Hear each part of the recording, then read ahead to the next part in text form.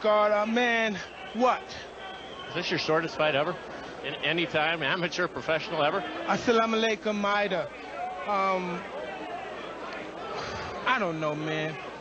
Yeah, Lennox Lewis. Lennox, I'm coming for you. Mike, is it frustrating to train like you did and then have this in 7 or 8 seconds? For this fight. I only trained probably 2 weeks or 3 weeks for this fight. I had to bury my best friend, and I dedicated this fight. I wasn't going to fight. I dedicated this fight to him. I was going to rip his heart out. I'm the best ever. I'm the most brutal and vicious and most ruthless champion there's ever been. There's no one can stop me. Lennox is a conqueror. No, I'm Alexander. He's no Alexander. I'm the best ever. There's never been anybody as ruthless. I'm Sonny Liston. I'm Jack Dempsey. There's no one like me. I'm from Nairclaw. There's no one that can match me. My style is impetuous. My defense is impregnable. And I'm just ferocious. I want your heart. I want to eat his children. Praise be to Allah. Are you saying now, Mike, that Mike? Welcome to Liberty Lockdown. Please scan your barcode. Your liberty ain't gone, but yeah, it's on hold. Where did it come from and where did it go? Welcome, everybody, to Debate Night. This is Clint Russell, your humble host. I'm just getting pumped up via Mike Tyson, so forgive me. We only have one sponsor for tonight's episode, and that is our friends over at THC Hemp Spot. If you are a fan of the green, you know what I'm saying? If you like that Delta 8, if you need to take the edge off, if you debate a progressive and then you just want to get high afterwards, go to THC Hemp Spot. They have an incredible lineup of potential items that you could purchase at your discretion. Smokables, edibles, gummies, candy bars, honey sticks, chewing gum, concentrates, hash, shatter, soft gel capsules, and a variety of vape products. They have free shipping on orders over $100. And the name, once again, is THCHempspot.com. Coupon code Clint, good for 15% off for my audience exclusively. Without further ado, the man of the hour, the progressive that I demand his presence, Conor Halbleib, congressional candidate in Kentucky, the great state of Kentucky. Oh, we can start there. I like your state. That's good. Thank you, sir. I appreciate that. Yeah. We wanted to, you've already gone on the campaign trail. Mm-hmm. I'm just a random podcaster, so this should be easy. Did you have any debates? No, he was not going to debate me. It would have been irrational for him to debate me. Oh, because you just weren't a contender? Yeah, I mean, he wouldn't acknowledge I even existed. Sure, makes sense. All right, so where would you like to start out? Make your claim if you like, or I can read some of the tweets that inspired this showdown. For those that aren't aware, Conor and I clashed just because he was giving advice as to what Democrat candidates could run on.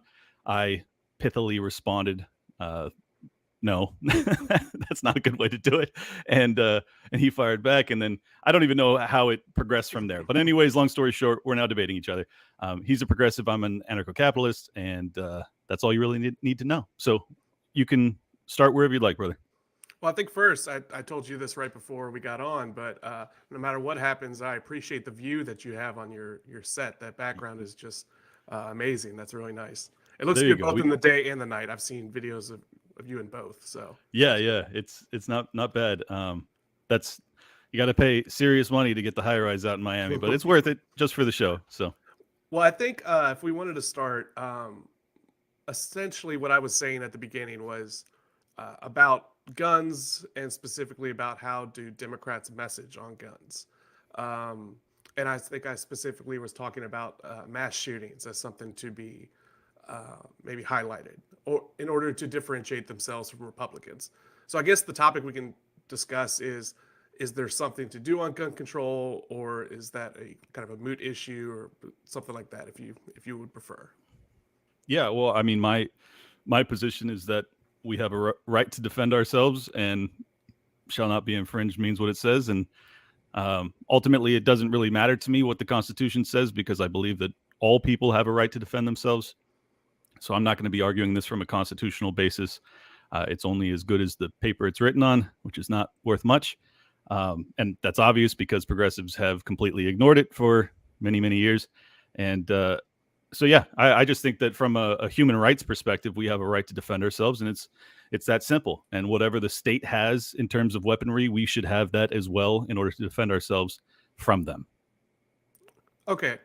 So I think the first thing we can talk about then is, like, we can go back to whether there is a right to bear arms, because I would disagree with that. But we can talk about that in a second. I think first, is there maybe a solution? Because we can both agree that in the United States there are more mass shootings, gun homicides, and gun suicides than other countries. Is this something that we should? Is this an issue that should be dealt with, or can we deal with this issue? Well, yeah, I think we can. I just don't think that I basically feel as if most progressives look at the state for a solution, whereas I look at the state as usually the inception point for the disease. Obviously, I think that the culture has a lot to do with why we've gotten so far down this road. I think also our pharmaceutical consumption is adding to it. I think the demonization of men and masculinity doesn't help. I'm not justifying any of their behavior, obviously, but certainly it's a multifaceted issue. I just, as you would probably suspect, I don't believe that guns are the primary driver for why we have this issue. Okay. Yeah, I would agree with you on some of those things, and then I would disagree with you on some of those things. I think from where kind of where I come from is that just me personally, just so your audience is aware, I'm not a gun person. I don't come from a gun family. I think I've shot a gun twice. So I'm not going to be one of these people who said, "Oh, I'm a sportsman. I'm a hunter. I'm a part of the gun culture." That's just not me. It's never been me and my family. So I kind of that's fair. Yeah, it's just not something that's ever been a part of me. For the record, I didn't have any firearms until I was locked in my house for over a year, and then I was like, "Oh, okay, yeah, I need to be armed." Okay. So. Yeah. So, and I also am coming from this as a politician. I wasn't elected. I lost my elections, and that's fine. That happens. But, where I was messaging things is from a politician's point of view. I'm a member of the Democratic Party. I think the Democratic Party should win against Republicans. So if so, guns is an issue on the campaign trail. How should Democrats message it? And my stance is that Democrats need to make the position very clear that it is the party of trying to get action done. And whether that action is mass shootings, which we both know make up a very small minority of gun deaths, but probably the most visible to a lot of people, or the most publicized. Right, sure. Exactly.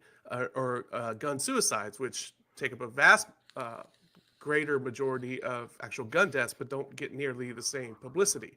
Yeah, I think it's like half. Of those.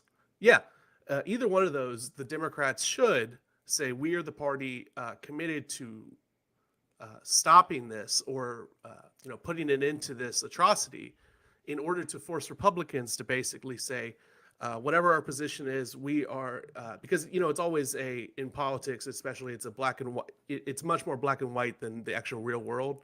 Politics is performative, but the Democrats should basically say, as a united front, as a national front, as a national group. Yeah, I kind of slipped up there a little bit. National socialists like that too. Go ahead. We are against this, in order for Republicans to say, no, we are for this. And that's where I kind of fired off the tweet from. So we can kind of go from there, or and I can try to explain to you what I think can be done. Yeah, well, let me just read it, because you said, here's how you message correctly on guns on the national level. Quote, vote for Democrats and we will put an end to mass shootings in America, end quote. Because what does that force the Republican counterproposal to be? Vote for Republicans and we won't put an end to mass shootings in America. My point was pretty straightforward. That's not what their counter is going to be. They're not going to, unless they're idiots and they want to play into your framing, they're going to say, no, don't let the Democrats turn us into China. or North Korea or something like that. And I think it's a reasonable counter. Whether or not you believe that the American government is capable of that level of tyranny, or whether or not you think it's imminent, I think that that's a very real concern for many Americans, particularly after the past 3 years of rolling lockdowns and mandating medical intervention that many people didn't want. Not to mention the ramifications therein, not to mention the fact that it didn't actually stop the virus or stop the pandemic or the spread or anything like that. So I think that people have been radicalized to the point that I think gun control in this country is a losing issue. You may disagree with that, but I honestly, it doesn't really matter to me, because my stance is, if you want to take my guns from me, we're going to war. So if that's something that you want to see in your backyard, because you're in Kentucky, your people there are not going to turn their guns over. So I would like to know from your side of the fence, how do you intend to do this? Okay, yeah, so that's a great question. So I'm going to propose some solutions or some ideas that I think you actually would like, and then some ideas that I know you will not like. But I think the big thing for your audience to understand is that any single proposal is ineffective in kind of the way you talked about. It's only through a combination of different ideas and the amalgamation of different policies that we actually come to some sort of effective solution. Like you said, if I don't think that necessarily a good policy from both a effective solution and a civil liberties solution is to have police come in and take guns from people's homes. I think that there's a lot of bad things when that happens. However, I also think that that there are ideas that in conjunction with each other could help. So like you said, there's a lot of mental health issues in play. Would you be supportive of something like Medicare for all or universal health care? No. Okay, so now we're getting to like maybe where some of the disagreements might be. See, I'm under the opinion that a robust Medicare for all universal health care system, which includes mental health care, could alleviate some of those problems that you said, including that sense of isolation, the depression and anxiety that a lot of people are feeling, the stress that comes from having to deal with medical debt or having to deal with a family member who's in long-term care or not knowing where your care is going to come from. I think a lot of that has to do or can contribute to a lot of gun violence. So one of the things that I would say is introduce a Medicare for all system, and that would be a solution to begin to solve some of the maybe kind of more mental health side of gun violence. You don't think that that's a solution probably on principle that we should do? Right. I mean, I think that taxation is theft. I don't really want there to be a state at all. So obviously I'm not going to, propose or support increasing the size of the state, particularly when it comes to something that's so vitally important, my personal health, not to mention the fact that we just went through 3 years of basically seeing what it amounts to when you have a top-down dictated government-ran version of healthcare, which is what they did with the entire pandemic. They forced people like me to not be able to discuss these things openly and honestly. They deplatformed and banned us from all over the place. I mean, I just can't even fathom someone, after what we went through over the past 3 years, entrusting these people with our health care. It doesn't make any sense to me. Okay, so that's one policy that we can disagree on, and we may come back to that.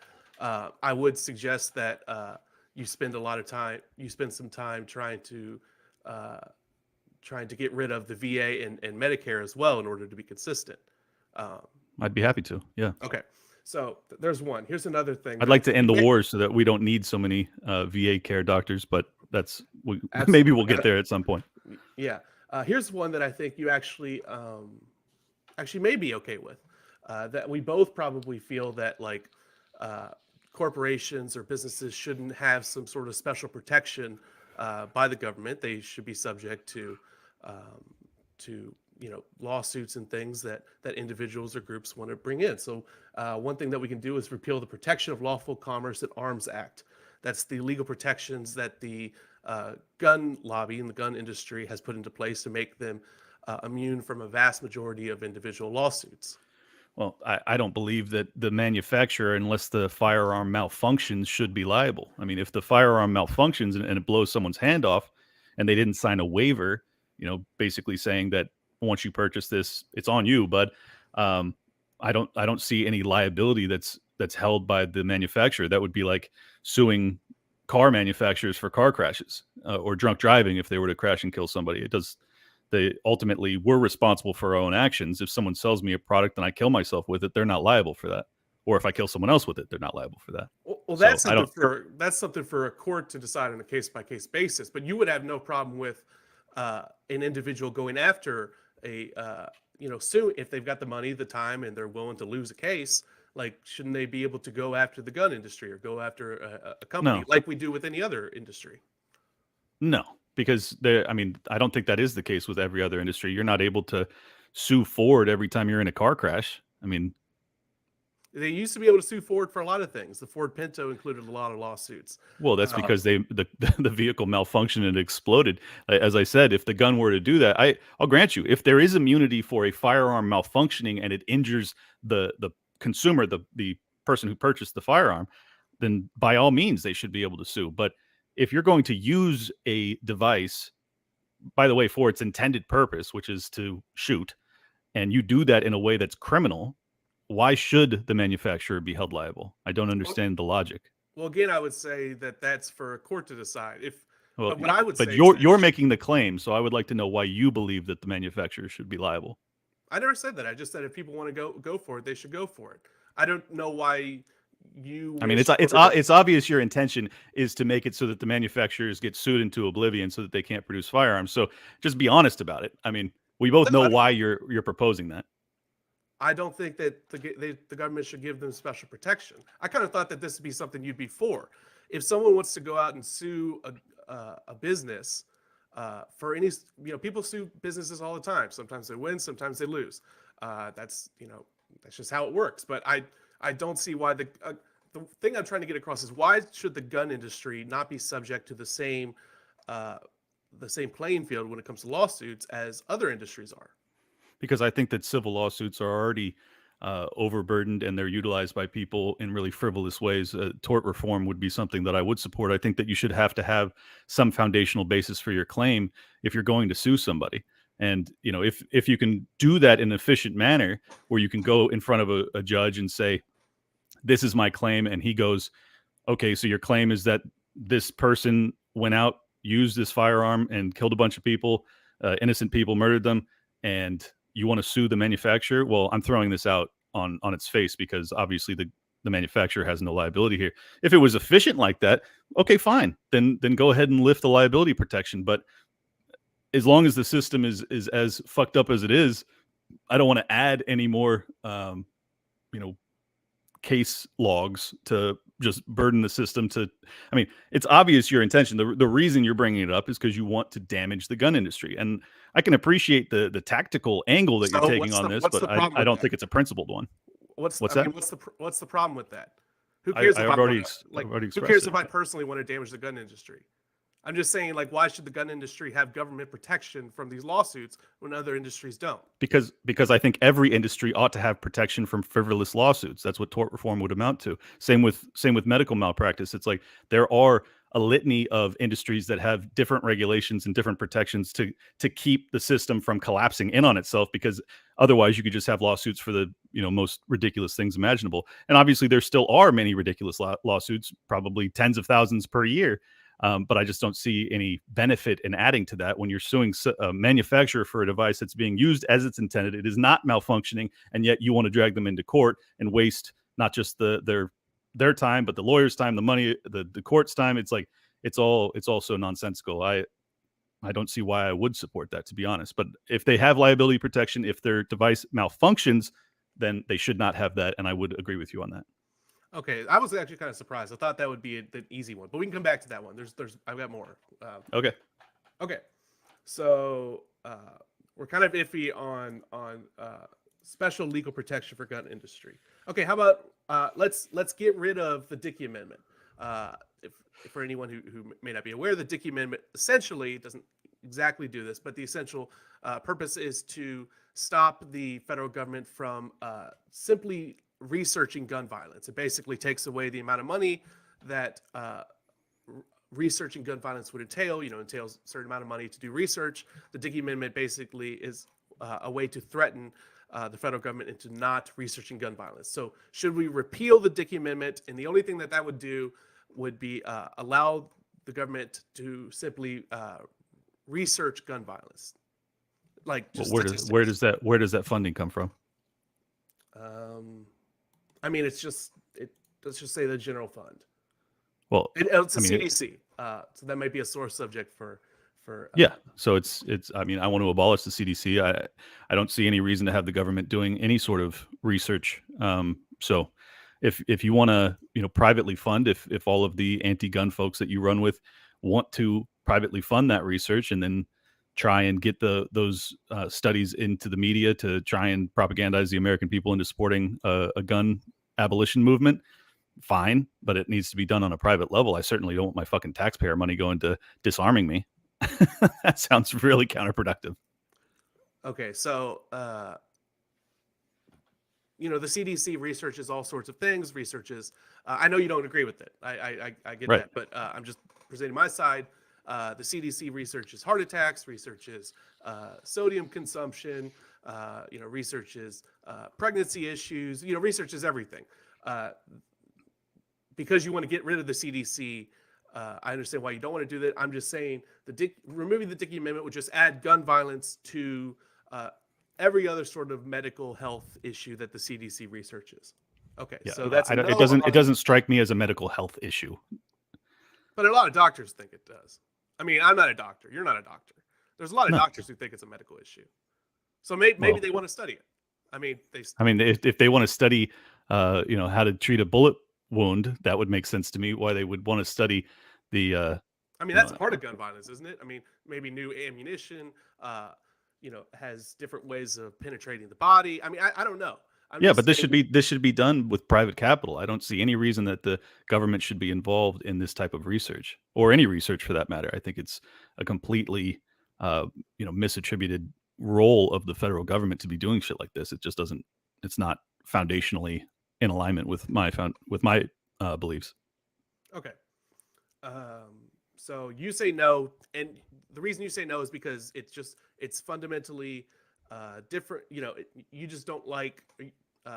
Your principles are you don't want CDC funding for any sort of subject, but there's not something. I want the CDC abolished entirely. Sorry, go ahead. Right, but there's not something specific about gun violence that the CDC couldn't cover. If they could cover other things, you hate it just as much, is what I'm saying. There's nothing special about there's something special about it for sure. I mean, I think that the Second Amendment makes it a protected right, and I think that it's absurd and obscene that you would expect the federal government to be doing investigations to try and propagandize the American people into disarming themselves. So you're essentially using my taxpayer money, which is stolen against my will, to then turn around and fund studies, which are obviously going to be done in a biased fashion, as we've witnessed with the CDC's behavior over the past 3 years. They're the fucking most corrupt people on the planet. And they're going to be entrusted with telling us what we're to do with our gun rights that are God-given. No, I have no interest in doing that. So yes, I mean, I have a particular aversion to proposing this being added to the CDC's role. I wanted to get rid of some legislation. I wanted to make the bureaucracy simpler. We disagree on that one. Okay. Here's one. I assume, and you can tell me if I'm wrong, but I actually think we might agree on this. I assume you don't enjoy the carceral state, the police state, or the military, functions and everything like that. Now we're in an area we might agree. This is great. Okay. Here's one, and I'm getting, and I can share this to you later. This is basically an article that was written in Jacobin, where I'm getting most of this information from. It's like a socialist guide to. I know it. Yeah. Yeah. Okay. I've ratioed them a few times. Yeah. So this is in the unique gun rights granted to police officers who carry far higher rates of suicide and domestic violence. So that would be repeal the Law Enforcement Safety Act, which allows current and retired police to carry a concealed weapon anywhere in the country, regardless of local laws. So a place makes a law. Maybe a place says, we don't want this gun, and this, they make a crazy law where they want to restrict your gun rights. I don't think anyone should have special rights. I think that, okay. But to be clear, I believe that we all have a God-given right to carry wherever we are, whenever we want to. So, we'll get to that. We'll get to that. Because okay. I think there's less evidence supporting that than okay. you believe. But like you said, I think it's important we say that police officers, especially, shouldn't be given special treatment when it comes to this. Of course not. And in local law enforcement practices that allow officers to bring service weapons home. This isn't their personal weapons; it's police-issued weapons. I mean, I think that they should be able to carry wherever they're at. So it doesn't really bother me per se, but I can understand the justification for saying this is the police force's property so that they don't have a right to take it home. But I think that should probably be left to the police department as opposed to some sort of national regulation. But I don't really care. Okay, yeah, that's kind of where I feel on that. I don't know if that's necessarily the biggest thing. I'm going to skip the next thing because it's something I don't really. They even say it's not going to really do much. Okay, okay, here's one. Prohibit the distribution to local law enforcement of particularly destructive military weapons like tanks and grenade launchers through the Pentagon's 1033 program. You know, the excess military, Right. items and issued to police departments. The militarization of our police has been a catastrophe. So yes, I would certainly support them not being handed down weapons from Iraq and Afghanistan. It's been a catastrophe. The SWAT raids, the increase in swatting and SWAT raids that are quote unquote legitimate. I think that they have all been a catastrophe. So whatever we can do to roll that back, I would support it. Yeah, I totally agree with you there. I think that does both a legitimate damage when you have militarized police and also having a kind of militarized culture where police are walking around looking like super soldiers instead of looking like they're in Mayberry, which I would kind of like to see more of. Yeah, the cops look like they're in fucking Baghdad. It's terrible. And I just think it's fascinating that the progressives, even with seeing that, because you guys do agree with this on this, how you would want to be disarmed given that you have a state that is obviously threatening you. I mean, how do you square that circle? Okay, so that's interesting. So I think the big thing is to say that like there's always some sort of coercion, and the point of kind of a progressive policy, at least in today's electoral politics, my personal ideals about how things are different once I enter kind of the political space where there's a little more concreteness, even in things that I don't like. But the essential point is to make those institutions, including the police, including the military, kind of as subject as possible to complete oversight and kind of as able to be rounded in as possible. The problem that I have is that it doesn't matter if it's public or private. There's always a level of coercion. So how do we deal with that? But I think things like removing, we have the power to basically say police in America cannot be militarized in this form or fashion, and so that's why Genie's kind of out of the bottle on that one, brother. I mean, I wish it were true that we could actually just snap our fingers and they would stop doing that, but they've been doing it my entire life, and it's gotten progressively worse to the point that it's like you have basically military units in most major cities, and just the nature of the state is that it doesn't really roll back without revolution usually. And I just find it very hard to believe that we're going to be able to not litigate, but use our elected officials to remedy this. I hope you're right, obviously, but that doesn't really answer my question, though. I mean, as we stand today, you exist under basically a police state. Why do you want to be disarmed in that position? Because I don't think being armed does anything for you. I mean, if you really don't pay, if you don't pay your rent, but you have a bunch of guns, the police will still come in and they'll still evict you. If you, I'm not saying that you shouldn't pay your rent. I'm just saying I'm just saying you've got you having a consumer grade weapon. I mean, this is kind of the kind of what you and your audience probably think of as the argument. I mean, I'm not making anything new here. It's like you do not have the power that you think you have against the state by having a gun. You much more have the power by holding the purse and holding the funds. What about all of the examples of the people being armed and that being able to throw off their own government? You just think that's not a possibility in America? We're some sort of anomaly? Are you talking about like an actual revolution? I mean, I'm just talking about like you cannot do like having guns and no overarching political idea or community or society or sense of camaraderie. Those things are just as important, if not more important, than having a bunch of consumer grade weapons. That's kind of you need both, but they're both prerequisites to a successful revolution if you are dealing with an overtly tyrannical state.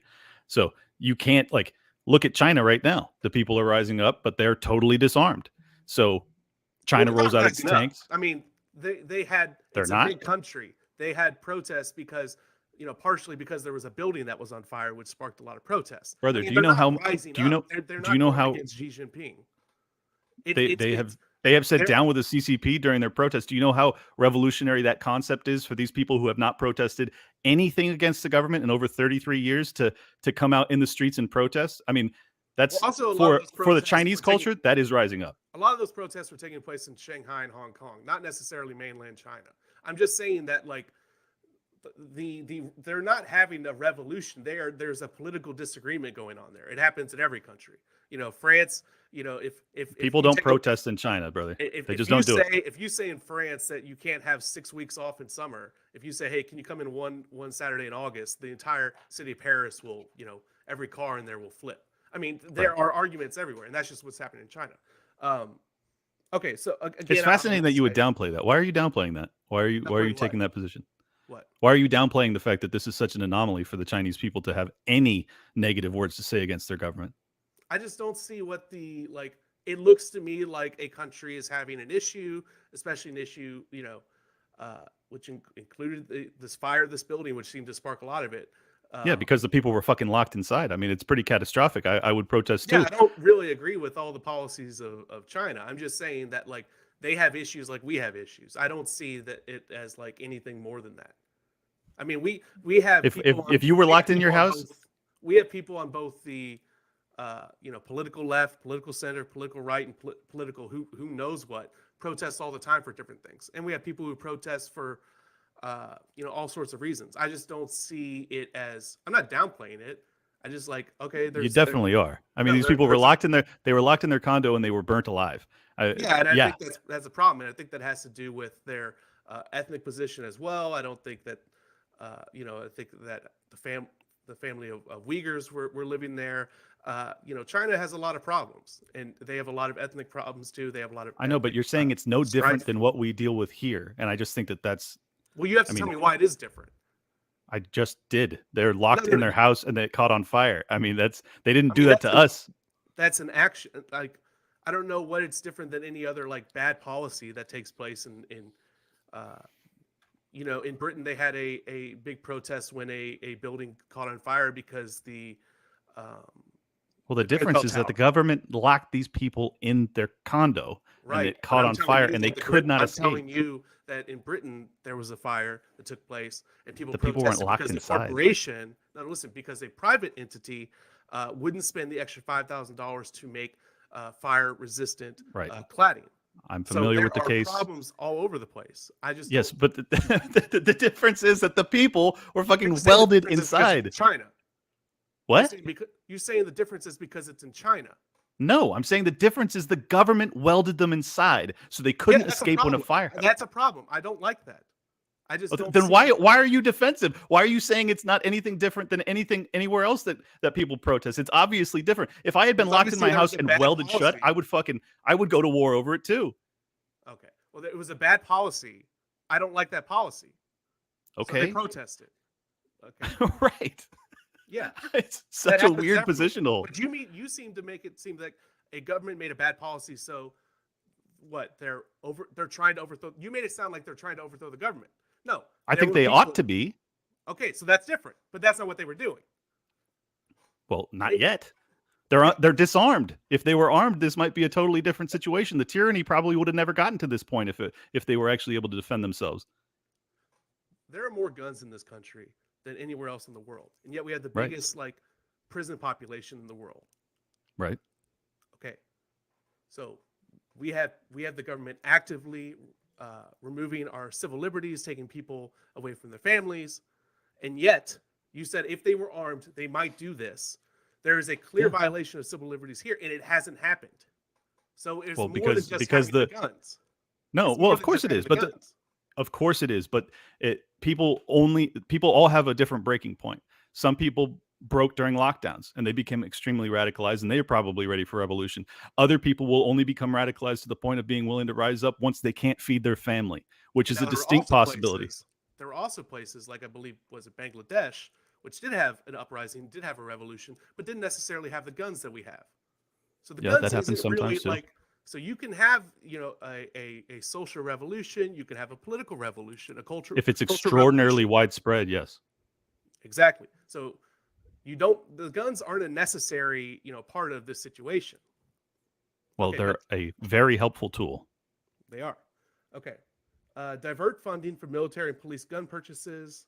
That's a gun buyback. I don't necessarily think gun buybacks are that effective, but they I are think a they're good kind of unconstitutional. promotional tool if you wanted to. Well, they're a very good coercion tool, because usually a gun buyback entails, if you don't sell it back to the government, then we'll come and take them. That was kind of the Australian model. So, and not to mention that you're using my tax dollars to, purchase weaponry from the citizens. I find it obviously on its face unconstitutional. So I would oppose that for sure. Okay. I'm kind of iffy on gun buybacks. I don't, a voluntary gun buyback system, if you want to do it. It's not really for me. Okay. Okay. So now is kind of the other part that I wanted to talk about, which is, how do we make a system that does kind of regulate guns in my world without kind of imposing massive violations on civil liberties? For example, I wouldn't want the government to try to target people based upon like some minority report pre-crime where we say this person will probably commit a crime in the future, so we should take their gun away from them and go to their house. The best way to do that, from my point of view, is to have as much universal programs that don't take into account who you are individually. If it applies to everyone, I believe it's a better system. So one of the things that this article talks about that I agree with, universal systems such as raising the age of gun ownership for everyone, waiting periods, and safe storage laws. I assume you're not for those. No, I think that you should be able to own a firearm at any age, depending on what your parents think. And then obviously once you're an adult, then regardless of what your parents think. So no, I would not support any regulations in that form or fashion. But I will say this is a compromise that we could actually have, perhaps. I am of the opinion that at this point, it's probably not worth maintaining a Bill of Rights for the entire United States. And I would actually like to see the states break off, because we're so different in our worldview. I mean, perfect example. You live in Kentucky. You're around a bunch of people that don't really agree with your political philosophy, I would imagine, depending on where you live. I don't know. But if you were in New York City, it'd be your heaven. There's really harsh gun laws. I don't think I could live in New York City. Okay, well, I'm just saying, in terms of a political structure, it's more in alignment with your values. I just don't see any reason that we have to maintain the same universal system for every state in the union, even though the Bill of Rights grants everyone the right to own a weapon no matter where you're at. Obviously, the states have already taken it upon themselves to say, 10th Amendment or whatever, we're going to regulate and basically criminalize gun ownership in vast swaths of this country. So as it stands today, I don't see any reason for us to maintain the union. Would you be in support of a peaceful separation? No, I think that's a terrible idea. Tell me why. Okay. But first, I will tell you that. But first, I wanted to say, are you against kind of those things, especially like raising the age of gun ownership, let's say to 21?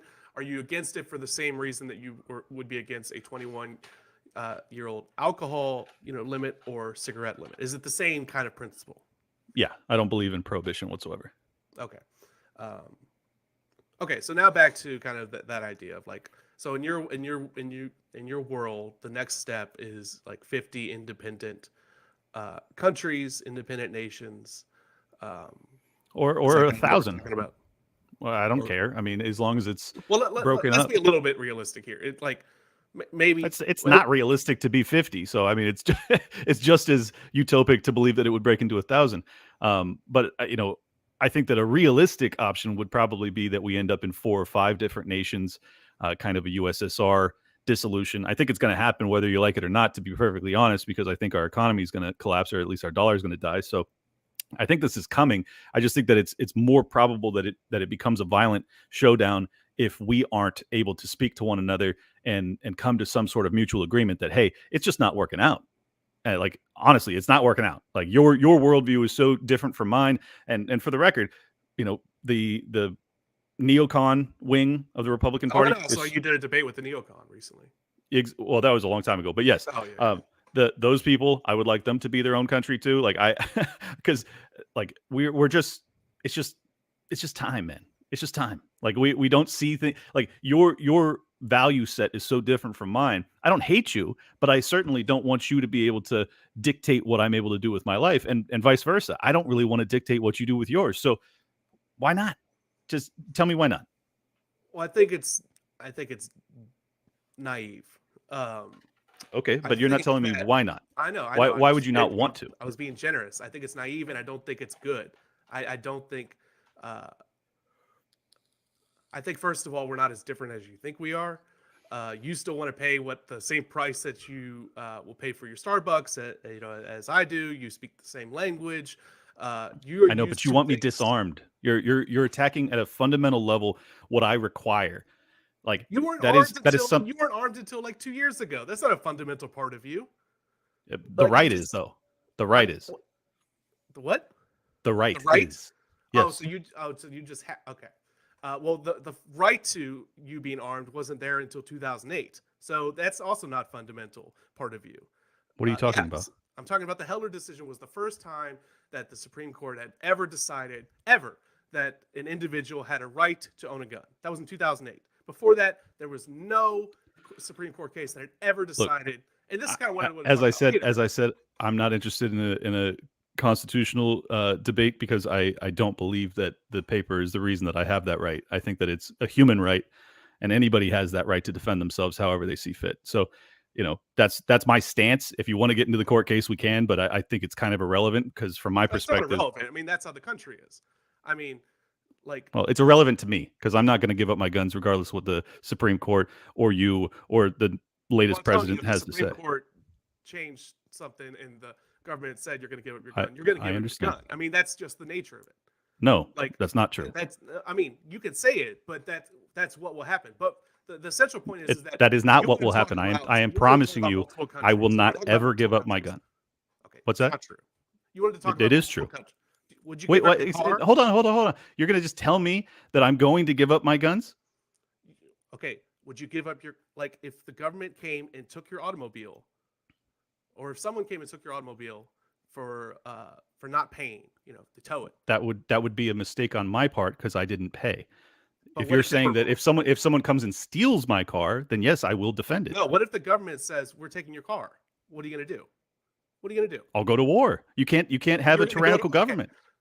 Okay. To his audience, he will not go to war. He will go to court like I would, like anyone else.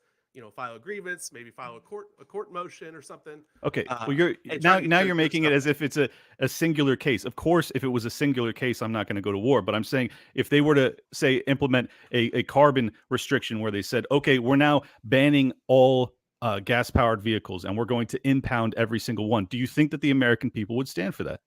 I don't know. When they said we don't want lead in our gasoline anymore, we're going to go. You have to buy unleaded gasoline. Do people go out and totally different? How is that different? That's the same thing. Because you're taking my fucking property, dude. I have a $100,000 car. You think I'm going to just stand there while people go and impound every vehicle in the nation? No, you said you would go to war if they took it. Yeah.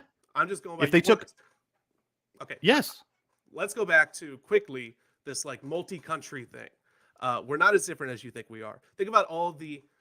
We are very different. You would let the fucking government come and take your property for no reason. We all go see the same movies. We all, celebrate Thanksgiving. We all expect certain things from the government. We all, watch the same sports teams. We're not that different. I am not actually from the rural part of Kentucky, but when I ran as part for the most rural part of Kentucky. As far as if someone likes a truck or someone likes a certain type of music, that's not inherently that different. Well, you got trounced in that election for a reason. You got trounced in that election for a reason because you were running on a platform that's completely counter to these people's belief system. That's not why I lost by as much as I lost by. I lost by as much as I lost by because this is the most ingrained Republican in Congress. He's been there since 1981. He knows what he's doing. It's the most. It is the second most partisan district in the country. There was no way. There's a reason. What? There's a reason that it's partisan, because these people hold these beliefs dearly, even if that conservative sucks, which he probably does.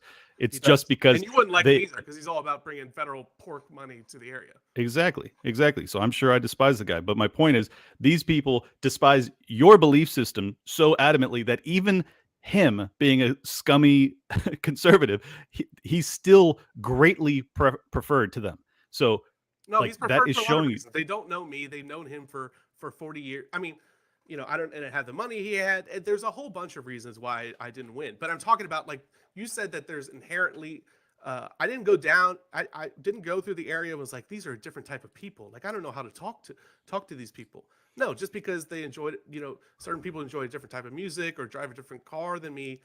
We're not as different as you think. And let's talk about outside of the kind of cultural aspect, because that's a little iffy. Let's just talk about how this would work. So you have, let's say, 4 or 5 different countries.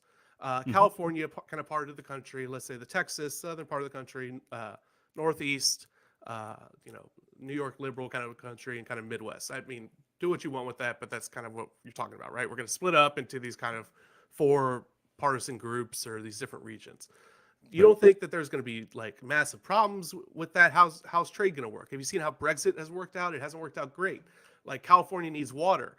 Texas and other places need stuff that comes through California. It's like, you have New York financial the nation systems. the nation I would move to would be the one that still believes in free trade. As you know, I'm an anarcho-capitalist. I believe that free trade is how you prevent most wars. So of course I would not support you know, embargoing the New York region. What's going to stop a certain place from saying, look, you wanted to, you know, there will be trade wars between places, not to mention the actual threat. There's trade wars right now. Conflict. Right, but and they're difficult enough as it is. Now try to make 4 or something new countries, you know, with hundreds of years of history, you know, connected in trade, in culture. I mean, are you from Miami? Or, I'm sorry. No. So sorry if I didn't know if Oh, it's fine. You. Okay. No. I was born and raised in San Diego, California. I moved out to Miami when the lockdowns happened. Okay.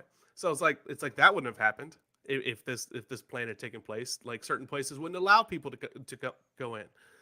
Maybe one place, you know, maybe you know, people have family all over the country, so we're going to have kind of a North Korea, South Korea situation where people might be on opposite sides of the border. We don't know how those situations will play out. And you would support the North Korea side. I would support the South Korea side. I don't know. I'm just saying I mean, that, they're like, basically communists. They're progressive as fuck. They don't let their people have guns. It's a heaven. North Korea, it's not a heaven. I agree.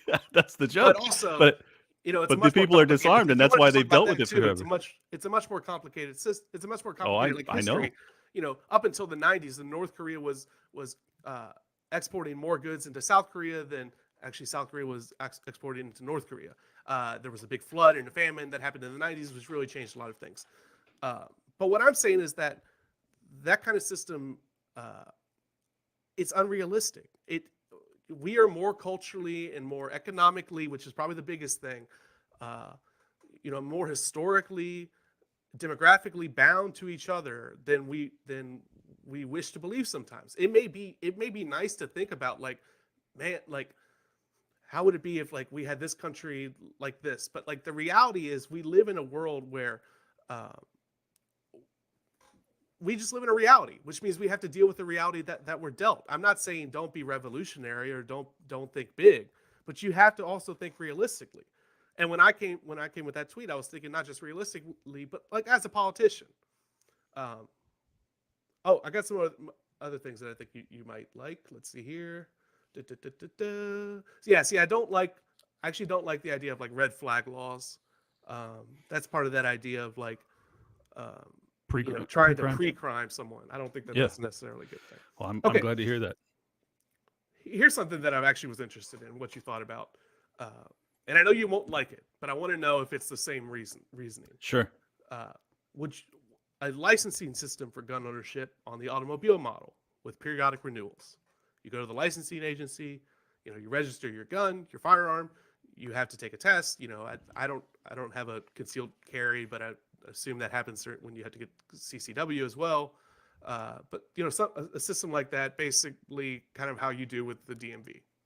Yeah, I think concealed carry licenses are also unconstitutional. So, which is why there's now constitutional carry in many states, because many state governors are making that claim successfully, and I think that's a just practice. And for the record, I have no problem with New York being a very anti-gun zone, because I think that's what the people there want. I just want them to be a separate nation, so that you can't then turn and vote for a federal level dictator that gets to decide whether or not I'm able to defend myself. So, as to your question as to licensing, I mean, to be honest, I don't really support licensing for your vehicle either. So I certainly wouldn't Do you do support it? it. Do you license your vehicle? Oh yeah, because they would impound it. I thought you were going to go to war. Not over impounding my vehicle for a couple $100. No, Okay. I mean, as I said, there's so there breaking are points. so you're willing to like sacrifice some of your ideals or some like based upon like the reality. Like they're not going to lock you in a Right. cage, but like you said, it's a couple $100. It's annoying, and eventually, if you drive around an unregistered car long enough, it's not good.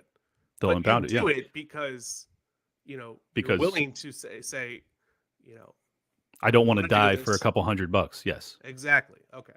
But you don't support a gun licensing system for the same reason.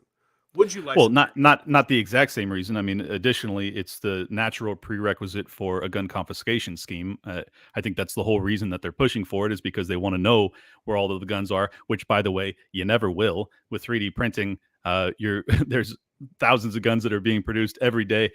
You're never going to stop But that that's signal. that's not the majority of the market, and it's not like the majority of. Oh. You could go 3D print a gun right now, but do you still like?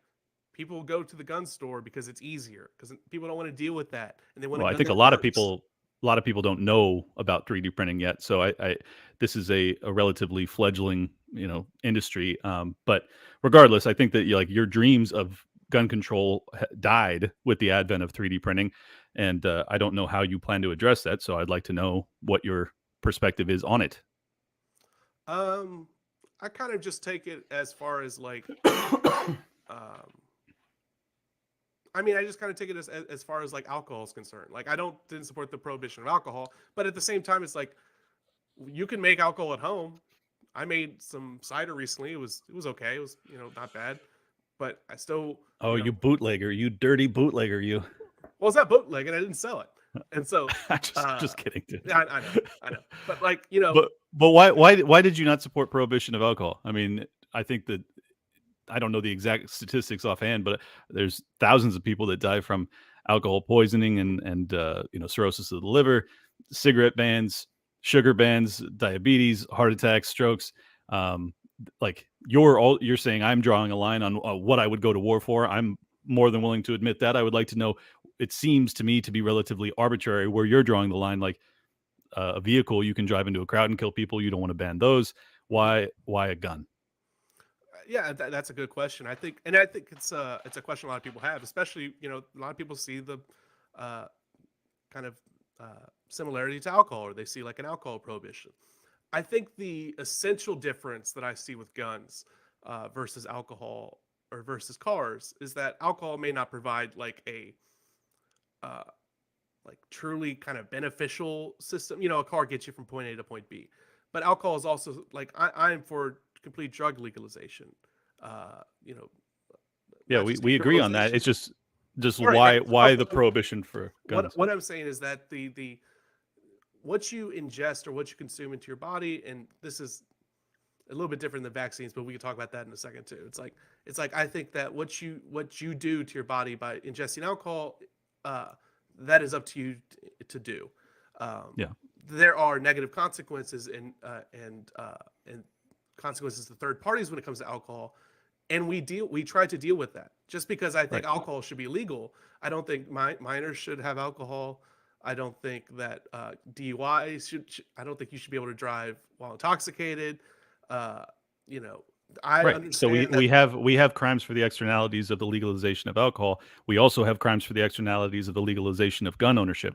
So the why is it not fundamental adequate difference- to deal with it? Yeah. The fundamental difference between like something like alcohol and something like guns is that while alcohol does all that stuff, the main focus of alcohol is for you. The main purpose of a gun is necessarily to kill. I mean that's Nathan Robinson, Current Affairs, wrote an article basically comparing a gun to an app on your phone that if you swiped right, it would kill the person 50 feet in front of you. That you have that power to do. What's the difference? If you have a gun and you pointed at me, it's like you have in that decision, you can make that decision. You probably won't. Most people don't. But the main purpose is that, a gun necessarily, the main point of a gun is to kill. To kill someone, which means it's inherently, if that's its purpose, we should take a look at that purpose and say that is a power that we don't necessarily may or may not want in a society, and we should look at that. But you do want it. You do want it in a society, but only you want a monopoly on that violence from the state exclusively. What do you mean? I mean, do you want to abolish the military, the police? I think that I think what I've said is like that's kind of the route I want to go in. I said I want to demilitarize the police. I want to, in the wars that we are a part of. But if we're going to have a standing army, you can't really disarm the people. Well, because I mean, you're still basically saying that. But I told you why I think that that guns are a different thing than alcohol or cars. Is because the main point of a gun is to kill, which means we need to look at that power and say, is this a power that we want in our society? Or is this a power, who do we want this power to lie in? That's exactly the question I'm asking. Something that we should talk about. And so that's kind of where I say that there's a difference. I know, but we are talking about it. So you have a federal government that has the power to kill. Why should they be the ones to have that monopoly on violence? Why are you willing to entrust them with that right, given that I don't trust the tyranny? I don't trust them, and I want to take neither do I. I want to take away the federal government's power to kill in a lot of ways. I'm just saying, like, I don't believe in the but not entirely. You don't want to disarm them, right? Because you realize that violence is part of life, and you have to have some mechanism to defend yourself from invading armies, right? You do not defend yourself against an invading army by a civilian population armed to the teeth. That's literally what Afghanistan just did. Accurate. Afghanistan just did that. What? Afghanistan just did that. What? They defended themselves from an invading army for basically your entire existence. They have been defending themselves from invading armies with civilian level, well-armed young men. That's how they've done it. Yeah, with backing of major countries. Major proxies. Groups. Yeah. Sure. So not like just as the Ukrainians are defending themselves from Russia with the same mechanism. But the point is, these are still young men with guns that are defending themselves. What's that? Okay. I said I don't necessarily agree with that. We should be arming Ukrainians, and I think that I don't think so either. Mm-hmm. I don't think so either. But they I think that but they still a bad thing. I grant you that. Okay, if we're going to, it's not the government and us. It's we are all part of this. And so we need to have a system to where we have as much control over the federal government, all control over the federal government, all control over any sort of government. But there has to be a monopoly of force in this, so we have control over it. If you have a gun and I have a gun and your buddies have guns and my buddies have guns and like how does that is that going to stop is that going to stop Russia from coming over and invading us? Like, yes, I'm not necessarily against guns as a concept. I'm saying guns as a concept is a different concept than something like alcohol because the main purpose is to kill. Okay, that's fine. But really decide as as democratically as possible, who's got access to this power? When can we use this power? If this power is overstepped, how can we stop that?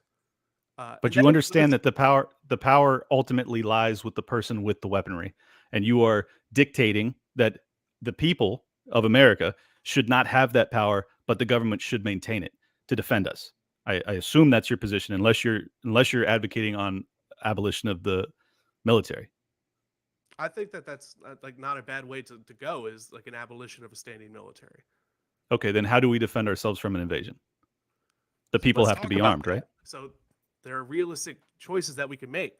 You need to determine, like, show why the excess number of mass shootings, which is not a lot, the excess number of gun homicides and the excess number of gun suicides is worth the certain level of protection that you see from everyone having, this many guns. What's the trade-off there?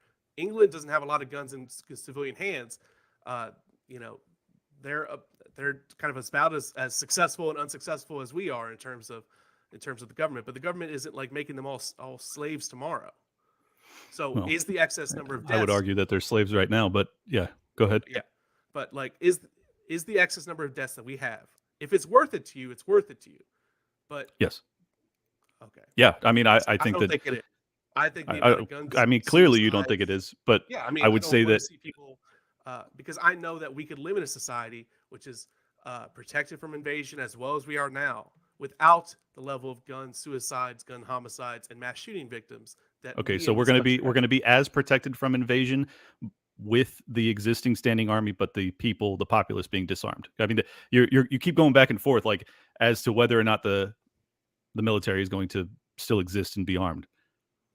I think that if we reduce the military by 50-fold, I'm fine with that. In order to protect us from outside invasion, and do all. So the you want to England model? What? You want an England model? I think England shows you that you can do this without, like, with having the same amount of kind of civilian freedoms. That I'm not saying it's perfect. There's a lot of things in both the UK and here that I would like to change. But having the guns, I mean, the knife homicides in the UK are through the roof because they're disarmed. I mean, the human nature is still violence. You're going to tell me right now the amount of knife homicides per capita, even in UK, is matched the number of gun homicides. I'm talking about excess homicides, excess deaths. There will be people. I don't know what you mean by excess homicides.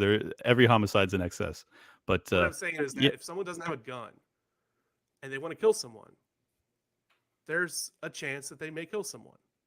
Like if someone, wants to go crazy, let's do a mass shooting. A mass shooting, for example. If I have a knife, if I have a gun, if I have a car, I can kill somebody. I have fists, I can kill somebody. Rate. Your suicide rate is much lower without a gun.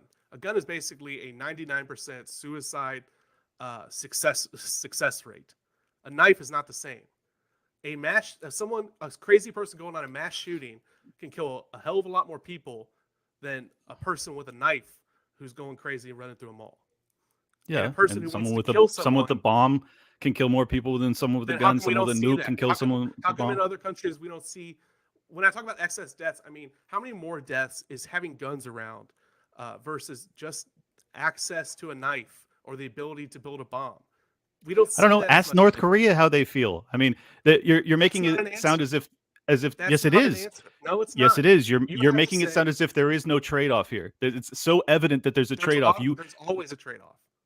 There's always a trade-off for everything. But you're downplaying it to the extent that it doesn't even exist, like as if it doesn't matter. Like if we're disarmed, there's nothing bad that can happen to us in terms of a tyrannical state. We already exist in a tyrannical state. You've admitted as much. We exist in a police state, and yet you want us to be disarmed.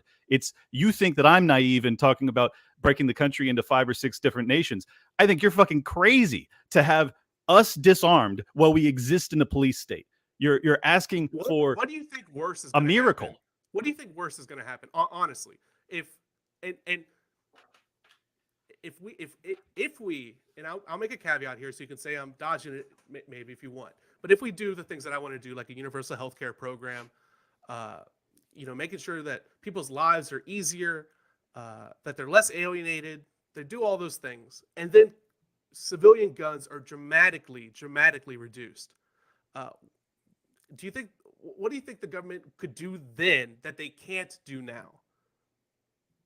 What can the government do to us then that they're not already doing to us now, or that? I don't understand what you're saying. By having universal health care, we would not have. I'm sorry. You got to connect these dots for me. I'm not understanding. Right. Sorry. So what I'm saying is that you made the case that if the population is essentially, unarmed. We got 400 million guns in this country. Imagine if we had 1 million guns in this country. So the government sees that we have 1 million guns in this country, not 400 million. What do you think that they're going to do, or what do you think that opens up the door for that the government isn't already doing or can't already do today? What are they going to be like? Hot damn! There's only 1 million guns in this country. We can do this that we could not do before. I think that the quarantine camps that you saw in Australia and Canada and China with a disarmed population is probably what you would have seen in America, because we couldn't have fought back. They wouldn't have had any threat or danger in telling us, hey, you're going to go live in this camp for the next month, which is what happened in those nations. So I think that we've already proven that so that's gun rights. So we got Yeah. we got COVID lockdowns that would be more stringent. Yes. We can talk about whether a lot of, some of them were effective or not. Okay, so that's one in your column. Okay, so COVID lockdowns could be more stringent. Is there any others? Because COVID, COVID's going to go away. The world's going to go on. What more? I don't think COVID is going away. Yeah, but you know what I mean. Like, what more long-term issues is the government? What's on the government's wish list that they're going to be like, we can get to this thing next now that the population is unarmed? I would think that it would probably be climate lockdowns, where they say that carbon emissions are so dangerous, you're not going to be able to fly, you're not going to be able to drive.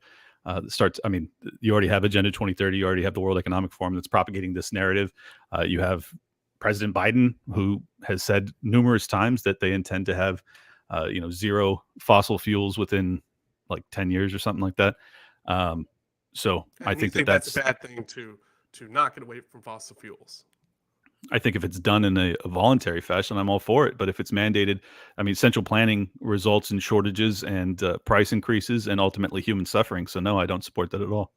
Okay.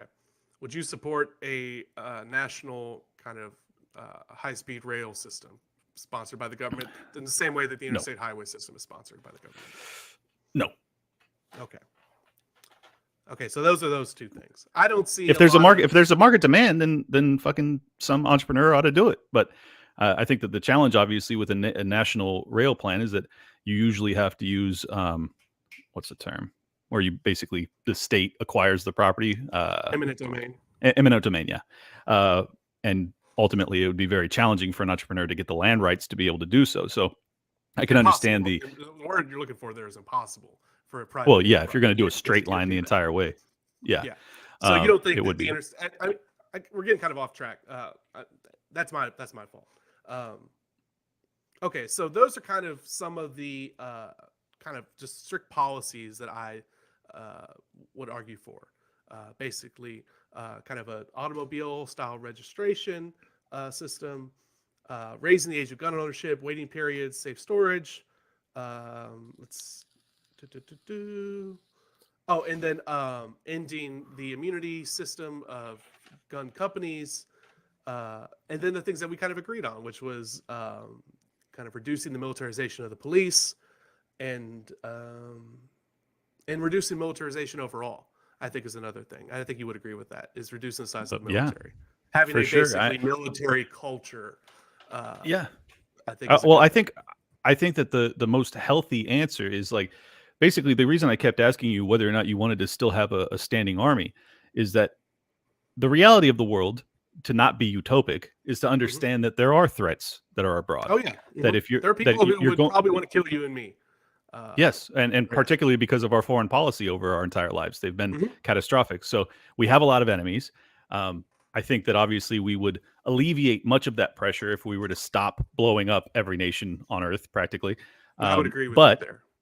But we're ultimately going to have to be able to defend ourselves. So your preference, for whatever reason, is to entrust the monopoly on violence with the state. I think that it is better to be held by the people. Now, are there unintended consequences of that in terms of murders in cities, skyrocketing and things like that? Of course. You're going to, there is always going to be death. It is unfortunately a part of life. I'm not going to downplay it or pretend as if it doesn't exist or pretend as if having guns doesn't make it possible to kill, more people in a quicker succession. Like, yeah, it happens, of course. I just think that the net positive of being a well-armed population and diminishing the size of the federal government and its, at this point, dominant position in terms of military might would ultimately amount to a much freer society and a much more just one. And I don't understand the logic of saying, I don't trust this government. This government is dangerous. It's a police state. It's militaristic. It's militarized. And yet I want them to be the only ones with that capacity. It seems totally counterintuitive to me and illogical, to be honest. Can you express it one more time as to why you think that is a more just route to go? Right. So, I think the best way to describe it is that you don't have to trust the government to say that we need a government, or to give the government powers, or you don't have to trust it. I don't trust any company. I don't trust any corporation. I don't trust any institution. But I give powers to I give powers to different institutions. I give powers to government. The kind of way to talk about this is like imagine if the government was just like a small town government or something, and you gave the government basically the only power to have guns or something, or the only place to have guns in a little warehouse. You got your little gun storage system. And you say, you, the government, are in charge of this, making sure no one gets in, but we also can determine when certain guns can be used, when we can get guns, or when we can authorize the military. How do we dictate that to them if they have the guns? We have the funds. The money trumps everything. Like the guns are there. They have the keys. Okay, if you have a system to where you have control over the purse, and you can determine when the government can use force. We already do this. We say that the government can use deadly force in the case of the death penalty. I don't necessarily agree with that.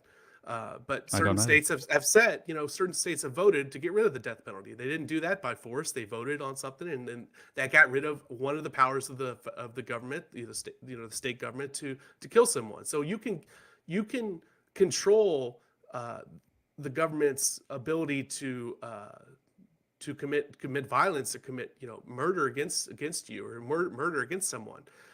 It's easier to do it the more democratic the government is. And I'm not saying that right now the government is necessarily democratic enough for my liking, but just because you don't trust an institution, doesn't mean that you can't give that institution power, because it's necessary.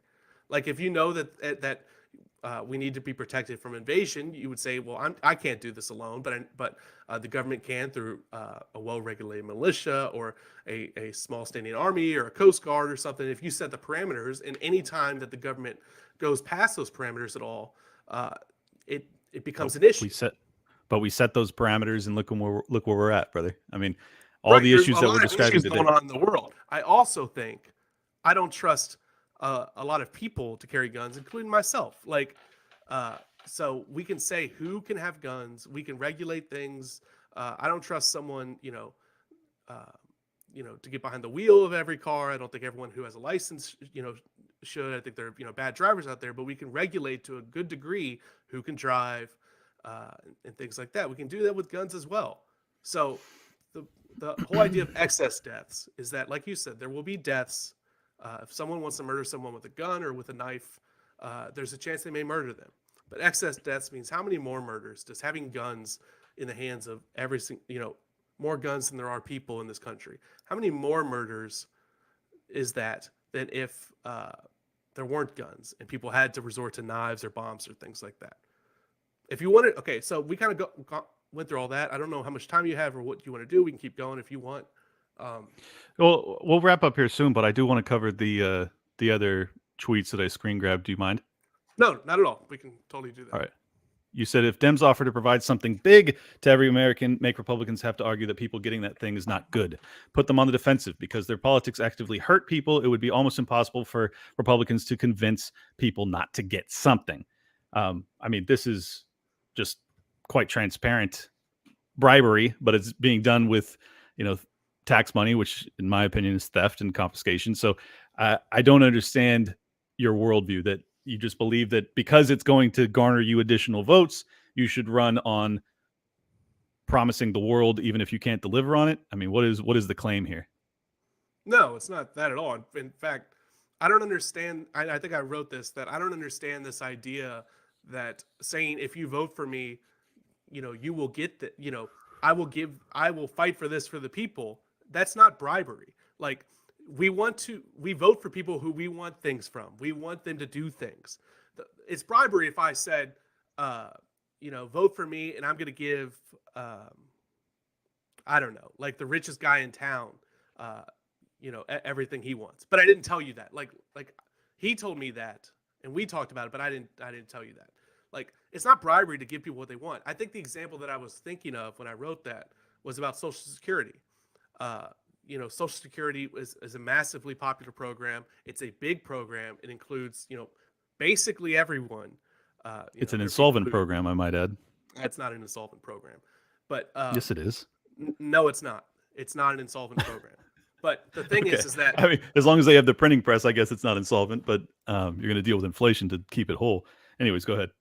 Okay, but Republicans have been trying to get rid of Social Security for decades. I don't think so. I think Social Security is a great program, and I think it's helped a lot of elderly people, a lot of people retirement age, not have to live out their final years starving. Here's the point, though. Hold on, real quick, sorry. But what I was saying is that politically and tactically, you want to go big when you do things, because once you give someone something like Social Security, and you'll probably agree with this, even if you don't agree with the program, once you give someone something like Social Security, it's very, very difficult to take it away. Of course. So that's why I was saying that I want to provide things for people like universal health care. And my big issue on the campaign trail was clean water. Once you give Look, man, I understand your rationale, and it's certainly good electoral politicking to promise people things, but the reality is that you can't create goods. The only way you can deliver on these is to take from somebody else, because the state doesn't produce anything. So you're basically advocating for the state to take more from the people that already pay on average 25 to 30% of their income annually to either the state or the federal government. At what point do you say, okay, this level of confiscation, this level of theft is too much? Because you also had another tweet where you said 99% for, income over 10 million. Like, where do you draw the line to the point that this is okay? Well, now we're in communism territory. Well, that's not what communism is, but I get what your question is. I would say taxes wise, let's look at the 99% thing we used to have in this country. I don't think taxes are theft. Of course, by definition, they're not theft. Theft is a legal concept. If the government says the taxation isn't theft, taxation isn't theft. Well, I would argue that theft is not a legal concept. It's my property. It's a property rights issue, not a legal one. Property is a legal concept, but I don't think so. Yeah, I know. But what I'm going to say is that I don't think taxation is theft. But if you're just looking at it as far as a tax, as far as like an effective system, we used to have in this country, over like 90% was the top marginal tax rate for around $2.5 million in today's money. Was the top tax rate. 90%. FDR, who I assume you're not a big fan of, once threatened a 100% marginal tax rate as the top tax rate. Right. So what I'm saying is that if you think like I do, which again is a socialist commie who wants to take all your money and steal everything from you, if you think guns, like yes. that, then you should be a little bit selfish and say, look, I never even am going to expect to get a job that pays $10 million a year. I want to be paid well for the jobs that I have, but like I at this point in trying to work in different policy systems and things like that, I'll never have a job like that. So it makes sense for me and everyone else who is never going to expect to make that kind of money, teachers, firemen, to steal from those that will, to tax the wealthiest people in this country. No. You understand that's what it is, right? I mean, it's so obvious. You're saying, I'm never going to make this income, so I'm going to steal the wealth from anybody that does. No, I'm going to tax and bring people down to an actual living, living income system. There's no reason for people to make over $10 million a year. There's not. Why? If the market deems it so, why? There's no reason. If you produce that amount of value, beneficial. It's not socially beneficial. Bullshit. The people that make huge sums. The market is dictating that they are providing that kind of social value because they're saying we want this product so badly that we're willing to purchase it in mass all across the world. The market is speaking to you. Things has Jeff Bezos done personally, like that he needs his personal wealth to be billions and billions of dollars? He's totally revolutionized the delivery system for goods. I mean, he's revolutionized internet shopping and commerce. Arbitraged the U.S. Postal Service, which could have done the same system. And guess what he decided? I'm going to make a bookstore, but online. Wow. Right, and he did that through the government that you support, the one that I oppose. I support the government too. So don't preach to me about it. He wouldn't have had that monopoly and been able to arbitrage the postal system if there wasn't one. But you want one. If he uses a government system like that, then the government can come in and say, that's great. You put books online. Wow, no one was ever going to do that later on. That's great they used our system, and now we're going to take 99% of your income above a certain level. So because taxation isn't theft, like we create that system. No, we create he is paid in U.S. dollars. His wealth is based in U.S. dollars. That is right. A government system. Your wealth is based in U.S. dollars. So the government can say, look, like you have this money, and that money is worth what it is because of us, because of the people in the government. We can tax that back and use that to That's actually absurd to say that the money is worth because of the people in the government. Are you kidding me? What is the money worth? What it's worth? It's worth what it's worth because you wake up Supply tomorrow and in the demand. United States of America. That's why it's worth what it's worth. If you woke up tomorrow in Somalia, that dollar wouldn't be worth what it is. That's not true. The U.S. dollar is the most traded currency on the world, on the planet. Right. That's because the U.S. is the most powerful country on the planet. It's not because the dollar has any magical properties. Right. Because of the military-industrial complex, which we both oppose. So, right. But you're supporting it because that's how the value is actually dictated. There are benefits of that. You support it because you want the dollar to be worth a certain way. I don't. I want to abolish. I want to abolish the dollar and allow for private currencies. Private currencies. Oh my God, that system does not work. We tried that. It didn't work for the 100 years during the foundational. At a certain level, if we're hampered by these arbitrary limitations, including private currency, like supply and demand. That's a real arbitrary limitation. No. What? But anyways. Yes, it is. That's the entire basis of value for a currency. It's a supply and demand issue. That's the whole reason it has purchasing power. When you flood the economy with additional units of currency, the purchasing power drops because the supply and the demand gets thrown on its head. That's the whole reason inflation is happening right now. So I don't know what you're talking about. I don't know. I don't think you know what you're talking about when it comes to currency, to be perfectly honest. No, I do. See, the reason you don't. The reason you can have more currency in circulation, print more dollars, and not necessarily have inflation is if the economy is growing, then that if there are more things for people to buy, it doesn't matter if there are more dollars out there.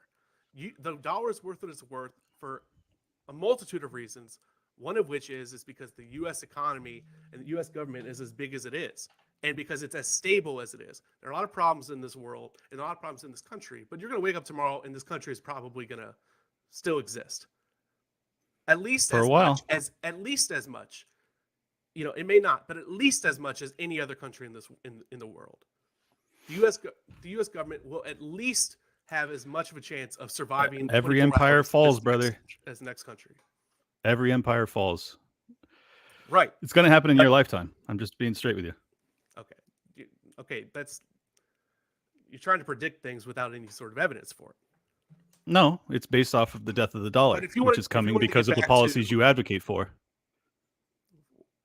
Taxing the ultra rich, like having a you want to have social safety nets for everything. You just want to bribe people into voting for you. As you've said, you never get these programs to go away once they're there. So you want to have a tax basis that's so fucking enormous that it becomes, not just obviously theft, but confiscatory to the point that it's like north of 50% of our income. It diminishes production when you tax people to that extent. It's completely counter to a free market economy. No. You could have a system like I could have a system where I tax 99% for any dollar over $100, $100 a year income. I think that would be ridiculous and not appropriate. I want people to have money.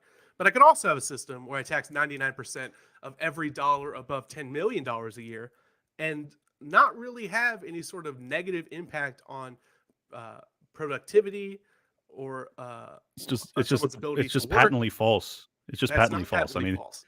the highest producing individuals do so because they can make enormous sums of money. If you cap it at 10 million, you will see a diminishment in production. That's just reality. Why would they continue to work as hard as they have if it weren't for the outsized returns that they can make on their efforts? Why? Out of the goodness of their heart, they're just going to keep going? Why do people who work jobs that don't make $10 million work hard? Do teachers not because they're trying to make as much money as possible? No. A teacher chooses to be a teacher because they'll never, ever expect to be a millionaire. It's not like if I'm going to be the best teacher in the school, that means I'll get paid $5 million a year. No. The amount of money you make, I mean, that just depends on the industry too. Like the amount of money you make doesn't necessarily correlate with how hard you work. You know, people work very, Depends very on your hard skills at and the fast supply food. and demand of that labor. If you have a unique skill set, you will be paid more. If you want to People be a who are public very, school very teacher, you will not get paid much. right, even though they work very, very hard. Public school teachers do not work very, very hard. Please. Okay, so just because you're demonizing public school teachers, like, doesn't mean it's true. Teachers, Yeah, I mean they're basically prison wardens. Why should I hold them in high regard? you should hold teachers in as high as regard as anyone, especially higher than anyone who has a job that makes over $10 million. Oh, that's ridiculous. That's Do you ridiculous. think? Do you honestly like? I assume you're like an Elon Musk fan, or you appreciate Elon Musk. He's all right. Do you think Elon Musk, like, just honestly here, do you think he works harder day to day than any like public school teacher in this country? Do you really think It's not even close. It's not even close. The dude sleeps in the Tesla factory most nights, and then he's been sleeping in Tesla's or in Twitter's headquarters over the past month. I mean, like he chooses to do those things, but like he okay, doesn't work. so working hard is And also not he actually doesn't do working that. hard. Also, he doesn't do that. He tells people he does that, but at the end of the day, Dude, he's had meetings that have been publicly held at 2-3 a.m. with his production team or with his development team of Twitter. I mean, this guy works crazy hours, but that's not really the point. Effort does not really matter. It's about your skill set and the uniqueness therein. You tried to make a correlation between how much someone works and how much they're paid, because you said that the people you who made make that over $10 million correlation. a I year- did not.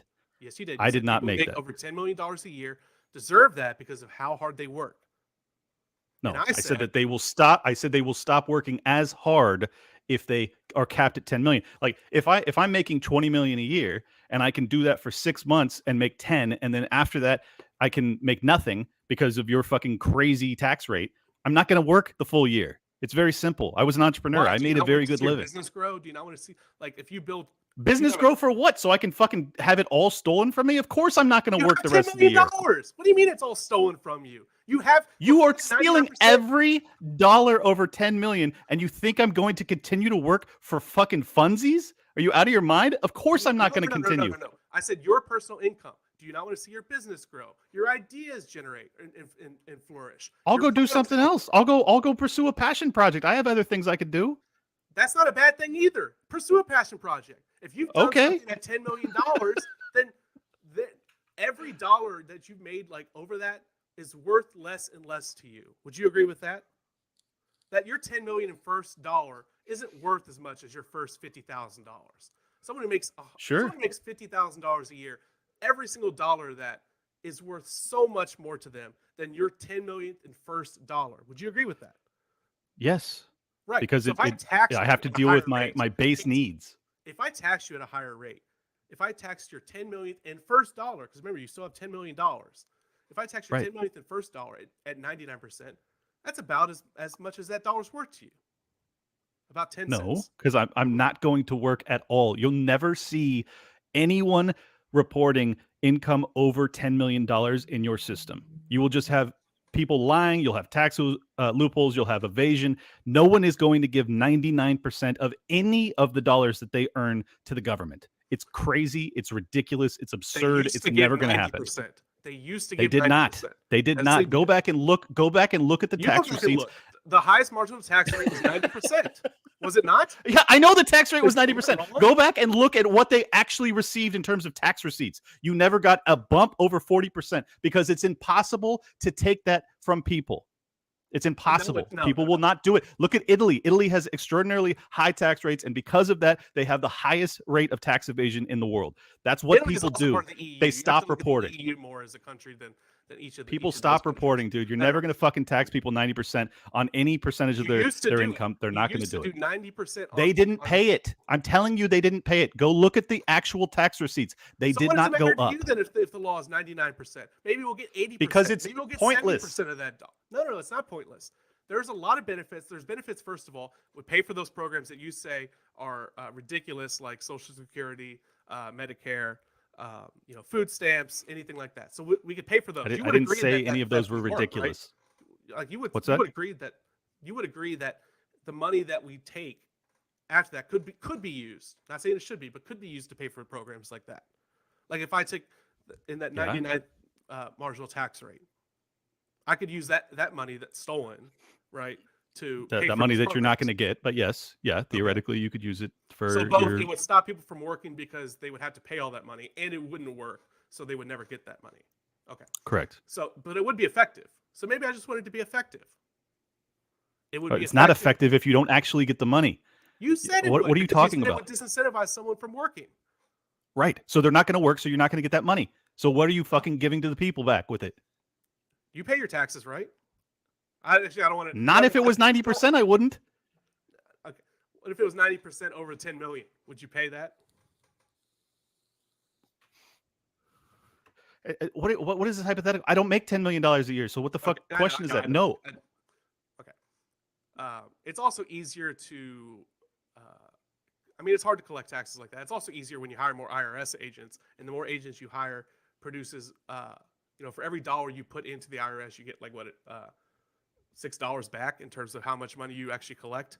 So, I mean, you wouldn't collect 99%. I mean, that's true, what I said. But you wouldn't collect 99%, but you'd collect a lot. And that could be used to... No, it isn't. It's not true because you're discounting the fact that the money that you have taken from the system wouldn't have been circulating and creating additional capital flow as well. You're just basically taking what happens with the tax dollars and discounting the fact that you have stolen that from somebody else that would have used it in their day-to-day lives as well. So that whole multiplier effect is a total lie. To your audience, when rich people make that much money, they don't circulate it in the economy. They sit on it. Bullshit. They fucking invest. And when you invest, that money gets put back in the economy. Do you know that an investment ultimately is the money going back in the economy? You know that, right?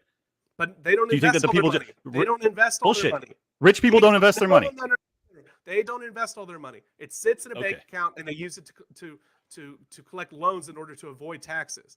But if we took all that money, that's an outright lie. I was a money manager with invested it into programs such as universal health care, such as a universal food program, then it would actually be used for something beneficial to society.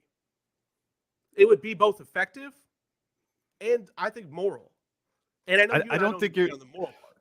I don't think that you're in touch with reality, man. I was a money manager. I worked with people that were some of the wealthiest people on the planet, and they all invested their life savings as aggressively as possible because they knew that they could grow it. It's not reality that rich people sit on their money. That's just not true. No, it is 100% true. They sit on their money. I just told you that I worked with these people. I was the one that was deploying their capital. You were wrong. What the fuck? Yeah. So you're telling me that I didn't do it? I'm telling you that you are wrong. Like, I'm telling you that when a rich person has a bunch of money, that money does not circulate in the economy. Yes, it fucking does. No, it doesn't. It doesn't help the economy. It just sits there. It's a money making money grow. That doesn't help the economy. When we actually use the money to provide, it doesn't provide any products. Like, it doesn't provide food for people. It doesn't provide housing for people. It doesn't provide healthcare for people. It may sit in a bank account and grow. Literally, in my job, I took these wealthy people's capital and I gave it to developers to build homes. That was all of those construction guys were doing that work because of the wealthy people that were trying to make a return on their investment. Not to mention the end user who was then purchasing it and then deploying it as rental capital or trying to flip it or sell it or whatever else. All of this. And being a landlord and siphoning money off from people, you're a landlord supporter. You know, like, I don't know why. Like, yeah, I believe in property rights because I believe in property rights. You believe in the government, like using the power of the government, the power of violence to protect your property. Defend my property. Yes, I believe in defending my property. No, do you believe in the government defending your property? In the current system, if I'm not allowed to defend it myself, then yeah, I would want some mechanism. You're not okay with the government doing other things. You're just okay with the government doing things that you. I just told you that if I'm not allowed to legally defend it myself, then someone has to, and if they won't, then I will. Just as I told you with my car, if they were to come and take all of our vehicles for some fucking crazy reason, the American people aren't going to put up with it because ultimately we believe in property rights, and this is why you don't belong in the same country as me because you don't believe in property rights. I believe in property rights, but I believe in other rights. No, you don't. You don't believe in property rights. If I buy a house and I want to fucking lease that to somebody else, you think it's illegal or immoral or criminal or whatever the fuck, but you don't believe in property rights because if you did, I would be able to do whatever I want with that property because I made that money and I deployed it to purchase a property the property that I have a right to deploy however I want, and you think that I shouldn't be able to. You don't believe in property rights. Just be honest about it. So I do believe in property rights. I don't believe in absolute property rights. And I don't believe in absolute, like, any rights. I believe that people have a right to food.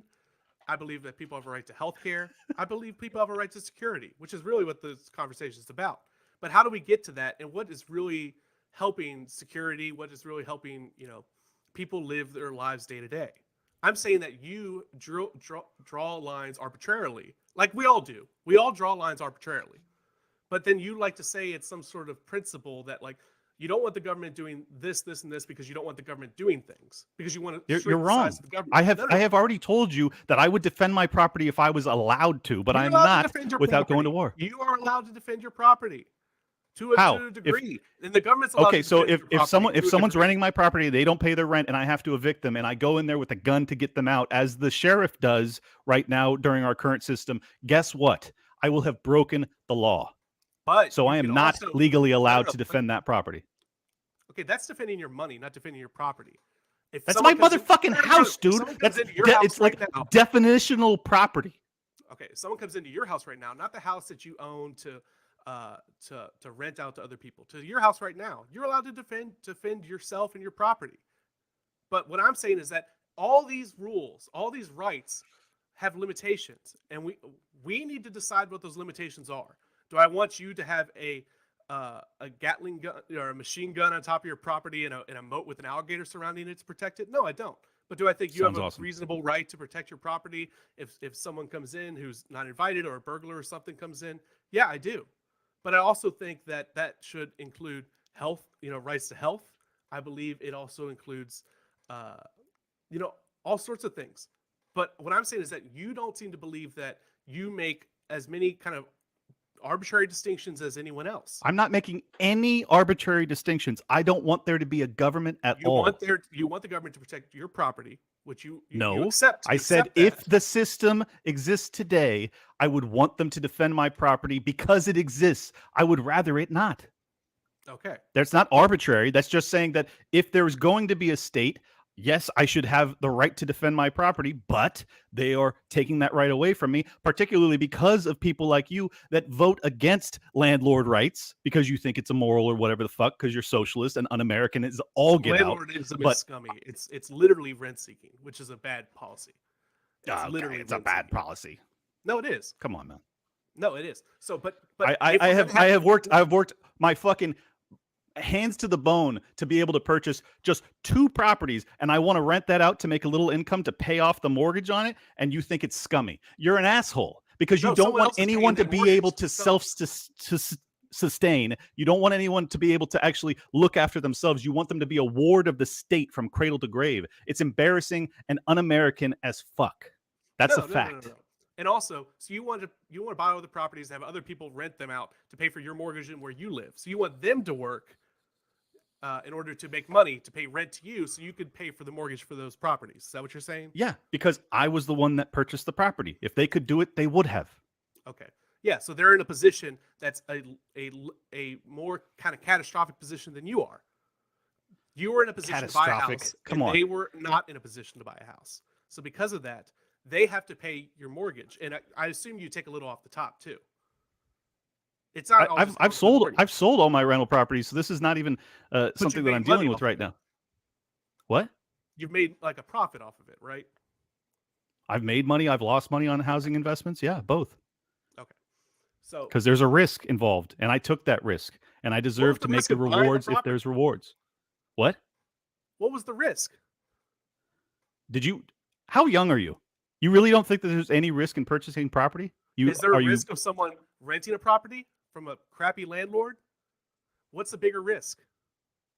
They're able to move out if I've... The obvious bigger risk is that I have $500,000 in a house and someone comes in there and they fucking destroy it. I mean, that's a pretty big risk. What about if I purchase the property for $500,000 and then the market tanks and now it's worth $300,000? I've lost $200,000 while you've had a shitty landlord experience. Let's just be honest. You've never owned any property, so you don't have any idea what the experience is of being on the other side of it. You think it's all fucking sunshine and rainbows because you've only ever been a tenant or lived with your parents or something. Tell me you've actually owned a property. No, I don't have to tell you anything. But Because what you I can haven't. also say, Because you what don't I can also understand the say experience. is You that just there's look at the other actual side. This risk is all about of someone- envy. Your entire No, no, political structure is envious. It's just no, no. envy. I wanna Is get that back to ugly? something- I Is wanna get back that to something more that you ugly said. than rent seeking, as you describe? Is this a moral That's this what moral exactly what it is. blight? You seek rent. You collect rent. That's rent seeking behavior. I want to get back to something you said though. You said earlier, you said that as long as we have a society or government or something, then you want to see that government protect your property, right? So as long as we have society or government, do you want that government to provide health care for people? No. Why is there a difference? Just because Because one requires the labor of someone else. I've already purchased the property. I'm not asking you to fucking go to medical school and to deliver me free health care. It amounts to slavery. so you don't believe that like there's a right to an attorney. You don't believe people have a right to an attorney. That's a tough one. I've never even thought about it, to be honest. I Yeah, think that you it's the same probably thing as deserve the a right, but doctor I would. situation. It's the same. It's the No. same thing. It's not the same because It's the you're exact same forced thing. into that position by the state itself. So does the state have an obligation to then allow you to defend yourself or present someone with an opportunity? I think that ideally it would be done voluntarily by law firms, but I guess it's probably necessary in our current system to do it in a mandated fashion. It's always been necessary. But what I'm saying is that you've chosen property rights, which I believe in. You've chosen property rights as You something don't believe in No, no, property rights. I do believe You in don't property believe in rights. property rights. Yes, I Let's do. just be very clear. You don't believe in property rights because you're telling me that I'm not able to own more than one home. In what world is there property rights if you're limiting my acquisition of property, definitional property, to one? Okay, so there's a difference between an absolute property right and a property right. I believe you have property rights. I believe if you own a property that you live in, that you can defend it. You can do basically what you want. By the way, you can't do everything you want now. You can't play music as loud as you want. You can't, burn piles of trash in your backyard in certain places. So there are already limits. But what I'm saying is that you've chosen property rights as something that, if we're going to have society, this thing that you hate, that you want I don't the hate benefits of that society. I mean, the thing that you don't like, the government, the thing that you don't want. If we're Yeah, going to I have don't it, like government. then as long as we're going to have it, we should have these property rights. That's your decision of whatever you believe those rights are. But what I'm saying is that you've made an arbitrary determination that the property rights are worth more than the rights to health care or It's not arbitrary. no, it is It's arbitrary. it's my You've made- labor. I own my labor. I own myself. So I own my labor and I own the return on that labor. You don't believe that I own myself because you believe that you have a right to steal the rewards of that labor and take it and distribute it to your electorate. You also don't believe that I have a right to own any more than one house. Couldn't be more arbitrary than that. So It is let's arbitrary. not I agree pretend it's as arbitrary. if I'm being arbitrary when everything about your political worldview is arbitrary. Everything is arbitrary. We make these determinations. I do just one more example. We're getting a little off track, but I do have just one more example. As far as property rights is concerned, property rights isn't just you defending your property.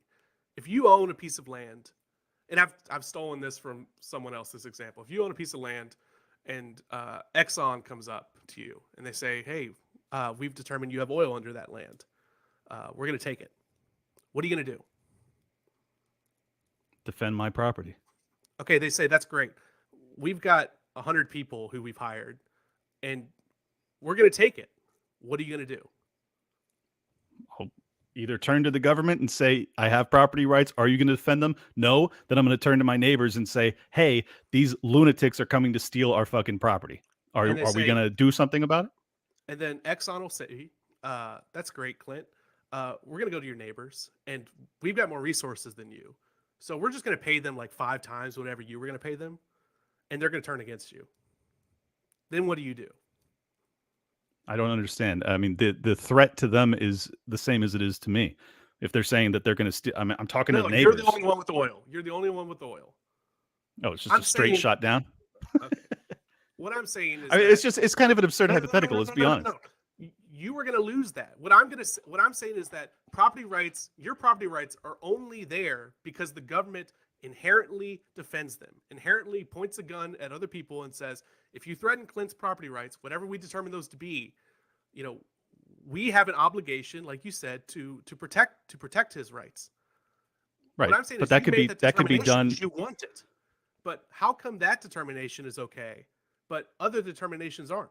How come? Because I've literally just explained it to you that I But what if I own don't own myself, I own my labor, I own the product of What my if I labor. don't own property? Do I just not have those rights?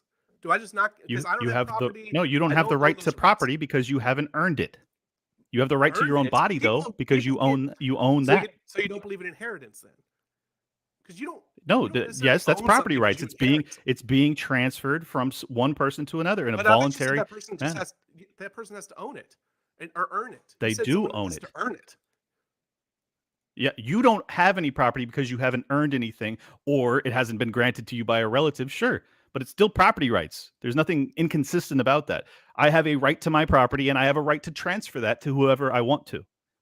That's What I'm like saying is, how contract come law. that right exists, but a right to universal health care does not exist? Because I own myself, I own my labor, and I own the return on that labor.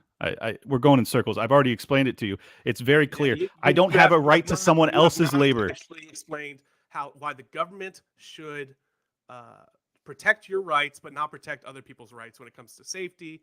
Or You don't have a right to safety, and you don't have a right to health care. That is the labor of someone else. That is the labor of someone else. Property without earning it. So that idea that because it's transferred through property law, that's how it works. Determined by the government, and it doesn't have to be though. It doesn't have to be though. What do you call it? It's a government. If you said property law, you could say the law. If it was voluntarily entered into, that would be different. It's not voluntarily entered into at this point, so that's why I don't believe that it's just because I didn't voluntarily enter into it. If I was able to, if it was a city, some sort of just agreement amongst the people that live in a city that they say we're going to respect gun rights and property rights, et cetera, et cetera, et cetera. Well, that's somewhere I would like to live. What's that? And the rights to health and security. Well, that's where you would live. I wouldn't want to live there. That's where you would live. That's why I said you should be in New York. I should be in Kentucky. What's that? You don't want to have the right to have clean food or clean water. You don't believe people have that right. You don't have a fucking right to any of that. Of course not. But you have a right to property, even if you didn't earn it. Because of property law. It's been transferred because the person who did earn it, the person who did earn it. Determined. No. What is that? What does someone else earning it have to? What if I just took it? Then I would fight you to keep it. What do you mean? That's the whole mechanism for property rights is violence. Something that you don't want me to be capable of doing. You want me to have to rely on the state to defend my property. I'm telling you, I don't want there to be a state to defend my property. The fact that you have a property right is determined by the government. You could call it common law, or you can call it property law, you can call it whatever you want. But at the end of the day, that only exists in the world that we live in. It only exists because the government inherently protects your right. In our current paradigm, correct. But that's not how it's always been throughout human history. I'm sure you know that. No, any sort of society has always protected, to one degree or another, the property rights and the rights of people, the rights to free speech, the rights to freedom of assembly. All those are protected by the government, and all those are only there because the always in exists. human history. It hasn't. No, that is not true. No, it is There's true. numerous examples. Dude, it's so weird. You just assert things you know nothing about. It's fascinating, to be honest. You have made this arbitrary distinction that your property rights, which are protected by the government, and only exist because the government exists. You don't have a right to property unless the government says you have a right to property. That's bullshit. If I have a right to defend myself and I have a right to my own labor and I have a right to my own body, then I have a right to the product of my labor, which means I have a right to defend my property. So I could do that without a state. I can't do that because I live around people like you. I just said, what if Exxon comes and says, we're going to take that land? Your right, whatever you call it, is worth jack. Okay, yeah, might makes right, bro. But that's exactly what you want. You just want the state to have a monopoly on violence. No. I'm saying is that you only have your property rights because of the state. You can call it property rights. You could say you wish that you had property rights, but it only exists because the state is there to defend it. Yeah, but that hasn't always been the case in human history, and it doesn't have to be. You're describing our current paradigm and acting as if you're some fucking deep philosopher. This is not a thing that has existed throughout human history. It doesn't have to persist forever. I am arguing against it. I'm saying I should have a right to defend my own property. I would rather do that, in fact. What I am insisting is that you have made a determination that property rights should be defended by the government in the current system. Whatever you think of that, is your own business. What I'm saying is that you've made that determination, not based off some like actual like absolute principle, but you've made an arbitrary determination based upon. There's nothing arbitrary about it. I've already described exactly the philosophical principle by which I reached that conclusion. You just disagree with it because no. And I don't know why. Your philosophical principle was because you've earned it or you've produced it with your labor. That's the basis of the philosophical principle. But then you also said you could have property rights because someone just gives you something. Because they have right to that property because of their labor. But you said because the person who owns the property has mixed their labor with the property, not this third person who just gives it to you. How come this third person gets the property rights? Because they have the right to their property to do what they want with it. If you don't have that right, you don't have property rights at all. If you can't decide where you transfer and you utilize that capital or that property, then you don't have property rights. You're basically arguing against the fundamental principles of property rights and saying, look at you, you're just arbitrarily drawing lines. No, I'm not. I'm saying that this is a principle from its basis. You can have property rights. You've just made the determination that that's a right that you can have, but not other rights. The right to clean water because it is, I own myself. I don't own someone else. You don't own the doctor and get to decide that I am forced to be stolen from so that you can go and get medical care. You're basically not just endorsing confiscatory policies, but also slavery ultimately, because you don't have enough supply and demand to get enough doctors to supply the market demand right now. No. Having a right to health care is not tantamount to slavery. That's a Rand Paul talking point that is just not true. That's not what slavery is. What I'm saying is that if you're saying you have a right to someone else's labor, that is slavery. Definitionally. How is it not? Tell me how it's not. Don't you have a right to someone's labor when they work for you for a certain period of time? That's agreed upon. That's voluntary. Okay. You're coercing it. You're forcing it. Doesn't have to become a doctor. Slavery. And if they become a doctor, they're not automatically have to deal with this person at this exact time. So it's not slavery, because they can choose. They can make the determination. I work on this many patients a week. Blah blah blah blah blah. Okay, then you don't have enough doctors to meet the demand. So what do? Those people have a right, Connor. They have a right to that health care, according to you. As long as we have the system we have, your rights only come from the system that you live in. If there weren't enough doctors to, we right now don't have enough lawyers to supply that right to an attorney, but you still have that right to an attorney, even if So you have backlogs, correct? So what happens when you have a backlog in healthcare? You have backlogs, but you had a right. You had a right to a doctor, but you can't get one because there's not enough supply. You have backlogs right now in healthcare. Most of those backlogs are money backlogs. And you have longer backlogs in socialized healthcare states like Canada and the UK. When you have an emergency or you're pregnant, you have a right to be taken care of. It is right now. If you go into the emergency room with a gunshot wound, or maybe we don't talk about guns, or if you go in and you're pregnant and you're about to give birth, you have a right now to medical care. How is that? In your world, that wouldn't be possible, but it is possible because we as a society say you have that right. Even though that doctor has to take care of you, they're not a slave. So right now, those OBGYNs and they still bill you. Those trauma surgeons are slaves because they have to. They must. Now, does that mean that they have to do it right that second, or Well, they're not slaves because they can actually quit their job, and they also bill the people. So same thing with if we had a right to a doctor, they could not become a doctor. And then all the doctors quit because you're not able to pay them enough, and then you don't have any fucking doctors. So good luck. You fixed the whole problem. Has doctors, and those people, all trauma surgeons, already have to do that. So the world you're saying would exist doesn't exist now, and we have the same situation. We have a situation. We don't have fully socialized healthcare, and in the countries that you do, you have longer waiting lists for cancer treatments and things like that, and people die regularly, and you know that. You know that's true. So why are you pretending as if that's not the case? Now. People are in line now. It's a money line. There's no difference. There's no difference between if you're on a waiting list. There's a huge difference because if you have the money, you can get the care. And you get the care because what? Because there was an Because extra you have doctor, the or money. because you took the place of someone. When you have Because money, you have that the means money. you have more. No, you have more money, which means you took the place of someone else. That line still exists. That's how life works, Connor. When you want a good and you don't have the money, well, then you have to rely on charity. That's how it works. No, we have a system, like we could have a system. We could have a life that works like if you need a non-emergency procedure, then you get in the line like everyone else. Right now, we have that line. There's already a line. You just get to cut the line when you have enough money. All right. We could have a system like Canada. We could have a system like the UK.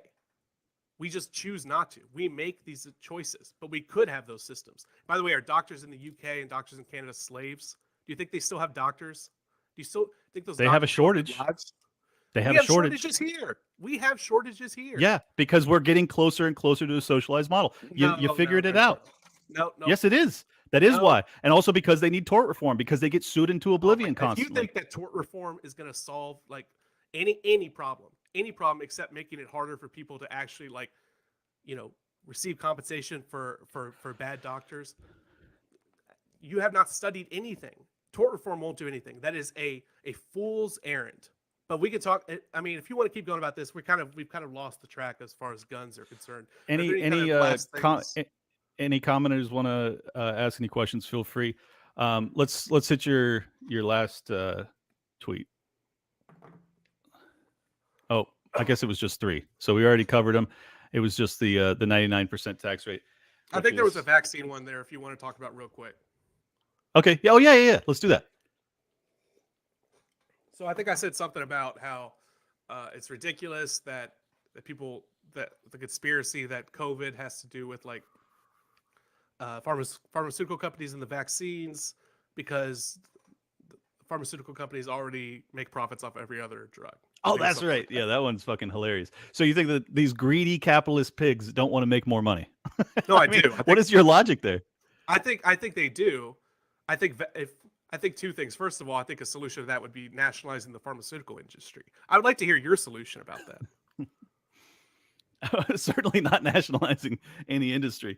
My solution to what? The predatory nature of our medical industrial complex or pharmaceutical industrial complex? What solution are you looking for? Well, I think just like the pharmaceutical industry. I don't believe that the pharmaceutical industry is good. I think it's predatory. Yeah, it's terrible. I think you want to talk about liability protection for gun companies. Yeah, get rid of it. I don't think there's anything more dangerous than the liability shield that they have on vaccines, especially when the product is then turned around and mandated. That would be like having a liability shield on gun ownership and then forcing everyone to own a gun despite the quality of that firearm. It would be very, very dangerous. And that's essentially what we've done with the vaccine system in America. And I think that we're paying a terrible price for it. So I think first and foremost, you have to put liability back on these companies. They make outsized returns. And then secondarily, you cannot mandate a product be consumed in mass by the people. I mean, that is, if you own your body, if you don't believe in prohibition, you certainly should agree with me that you do not have a right to force anything in someone's body. It verges on rape. And I think that it's immoral and disgusting and ultimately has to be fought as hard as possible. Okay. I guess I don't want to get too kind of into this because we could go off on a whole thing. I think just quickly, my whole thing is like why I believe vaccines are okay. And like a vaccine mandate isn't necessarily a bad thing. Well, first of all, it's like you don't have to take the vaccine. I mean, that's never been the case. You had to take the vaccine. So in one essence, it's not a mandate. If the government says if you want to keep your job, I mean, it's a pretty high ask. Well, I mean, I don't know. You could have done the free market thing. You could have saved money. You could have. You said with your it's so funny. You have all this sympathy for the poor. You have all this sympathy for the poor, and then as soon as it comes down to daddy government dictating what gets put in your body, you have no sympathy for them whatsoever. Well, you should have budgeted better, bud. Well, hey, Connor, when you think that I own too many properties, you should have budgeted better so you could own one too. How about that? Well, I just think you're being who's being callous here? I'm not being callous because what I'm saying. Yes, you fucking are.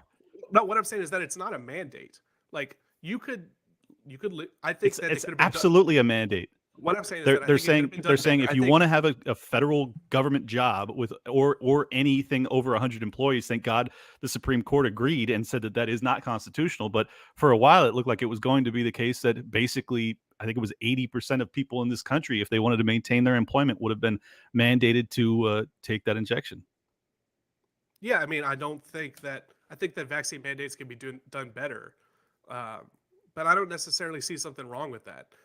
Vaccines are necessarily This government you don't trust, you don't see anything wrong with them deciding what has to be put in your body. How fucking crazy are you, bro? Like you're don't trust you're any so institution. disconnected. I don't trust any institution, but that doesn't mean you can't. Yes, you do. Rely on them for You're certain letting them things. tell you what you have to put in your body. The water that comes out of my tap into my home has like fluoride in it, but that doesn't mean that like I necessarily Is that oppose good? that. What? Really? Why? Yeah. Why would you not oppose that? Because I think it's fine. I think it has more benefits than it has negative impacts. I What think you've had too much what I fluoride, wanted to be say with honest. vaccines. What I wanted to say with vaccines is that I think vaccines, from a public health standpoint, do have more benefits than they have negative consequences. Can we have negative, consequences when it comes to vaccines? Absolutely, with any sort of medicine. But you already have to have, certain vaccines to go to public school. We didn't really have a problem with that for a long time. Vaccines are a relatively a very, very, very safe sort of medicine, and I think it's fine for the government to say in order for you to do certain things during this time of, again, you're getting vaccines against diseases that are pretty deadly. So I think the negative consequences of having vaccines are outweighed by the positive benefits of a very vaccinated society. That's just my issue. That's my thing with vaccines. I actually thought you were going to go another way with them, as far as like.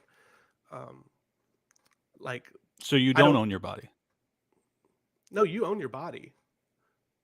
But No, you also, it's don't. like you could. If someone gets to dictate If you what got goes COVID, inside your body, you If don't you own got a it. disease, especially these, we don't have like vaccine mandates for non-contagious diseases. These are infectious diseases that affect huge populations.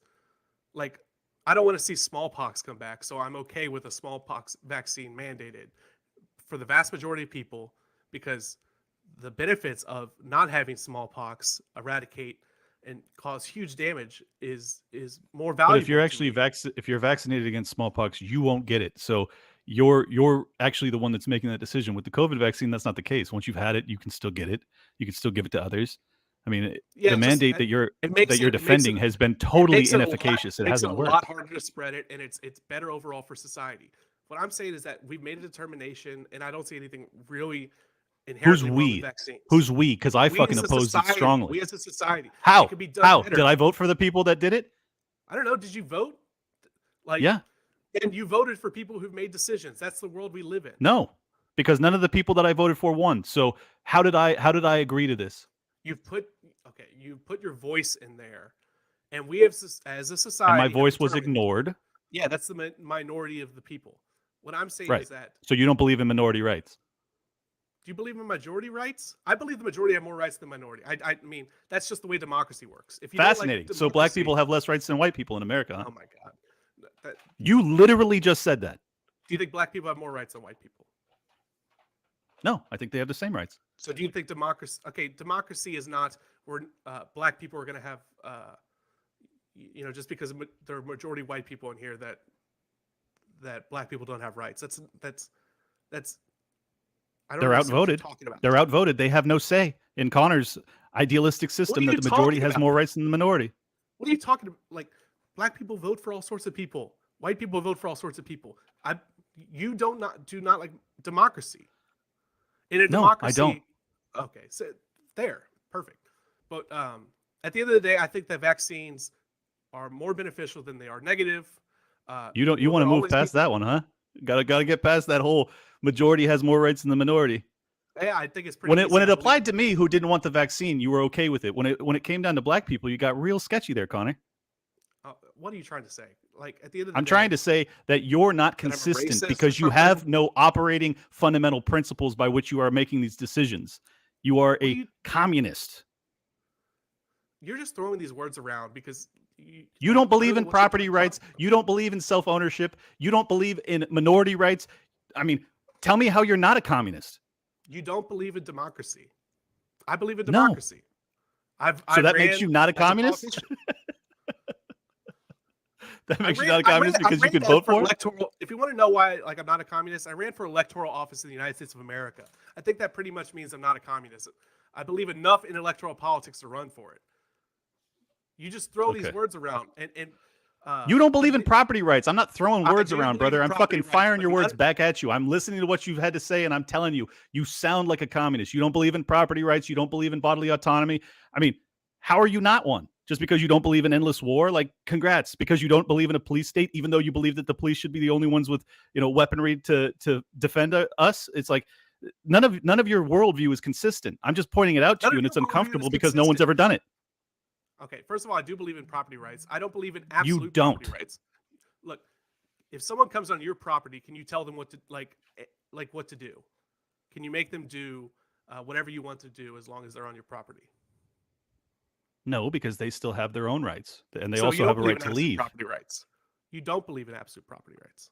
They own themselves, Connor. This isn't So you complex. don't believe. I can't What I'm saying is that you rape don't someone believe if they're in my absolute house. property rights. If you believed in absolute property rights, because you said I can tell them to leave. That's the extent, because beyond that, they own themselves. So I can and tell if them to someone leave. says they're Yes. not going to leave and they just stand there and don't threaten you, can you shoot them in the head? Yes, because they're on my property. Yes. Okay, no.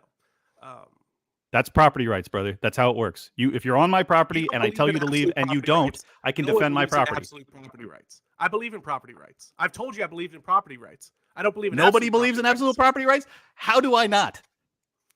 Okay. Do you believe that you can burn, anything you want in your backyard and no one can tell you anything about it? I mean, it's an externality debate as to whether or not I would be polluting my neighbor's property too. So that it's a property right conflict that would have to be dealt with on a preferably a private court system. But as of today, it would be handled with a public one. Okay. So you don't believe in absolute property rights. You can't do anything you want on your property. But I think we're kind of done. Connor, it's incredible. It's incredible that you think that's a gotcha. I mean, I just described exactly what the issue is. There's externalities in that I could be damaging their property by doing what I want to on my property. Absolute property rights. You cannot do anything you want on your property.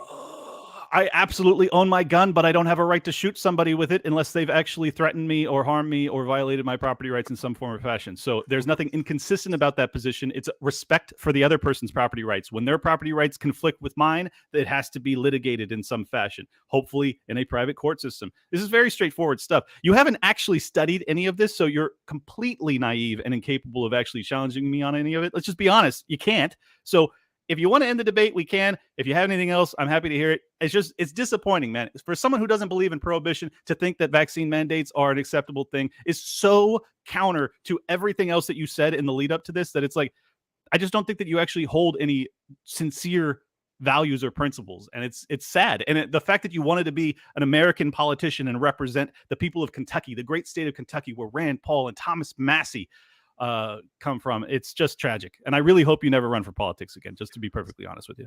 So those two are some of the biggest losers, dorks, and just terrible people that we have in politics. They should be out of politics. I have studied this stuff.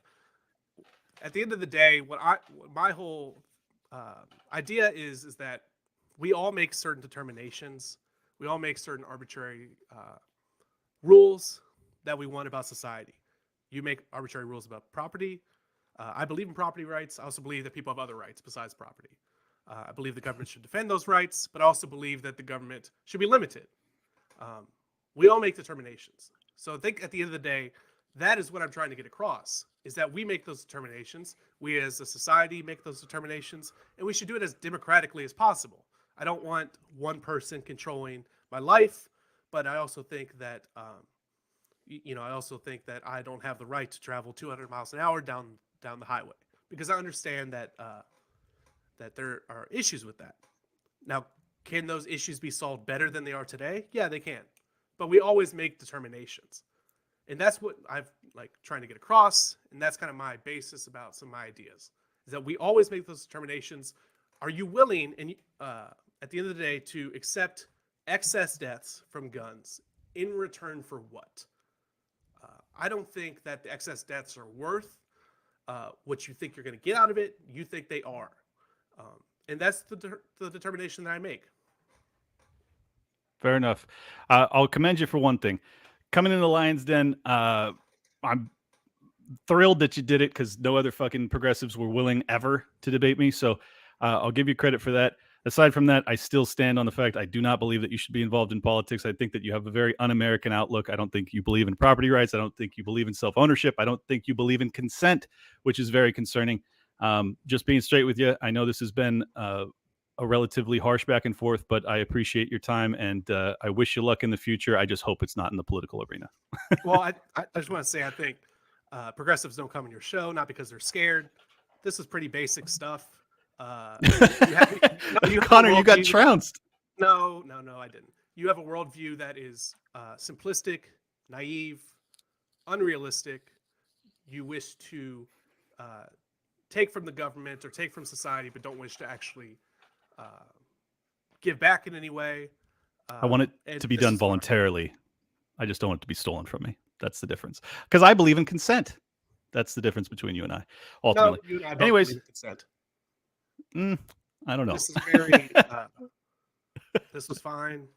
I don't think your position on guns was very effective. I think you've shown that you don't believe in democracy, and I don't think I've made that explicit statement. Yes, I don't believe in democracy, but I also do believe in minority rights, which you made an explicit statement. You don't. Excess deaths that we have is worth it, and I don't believe that.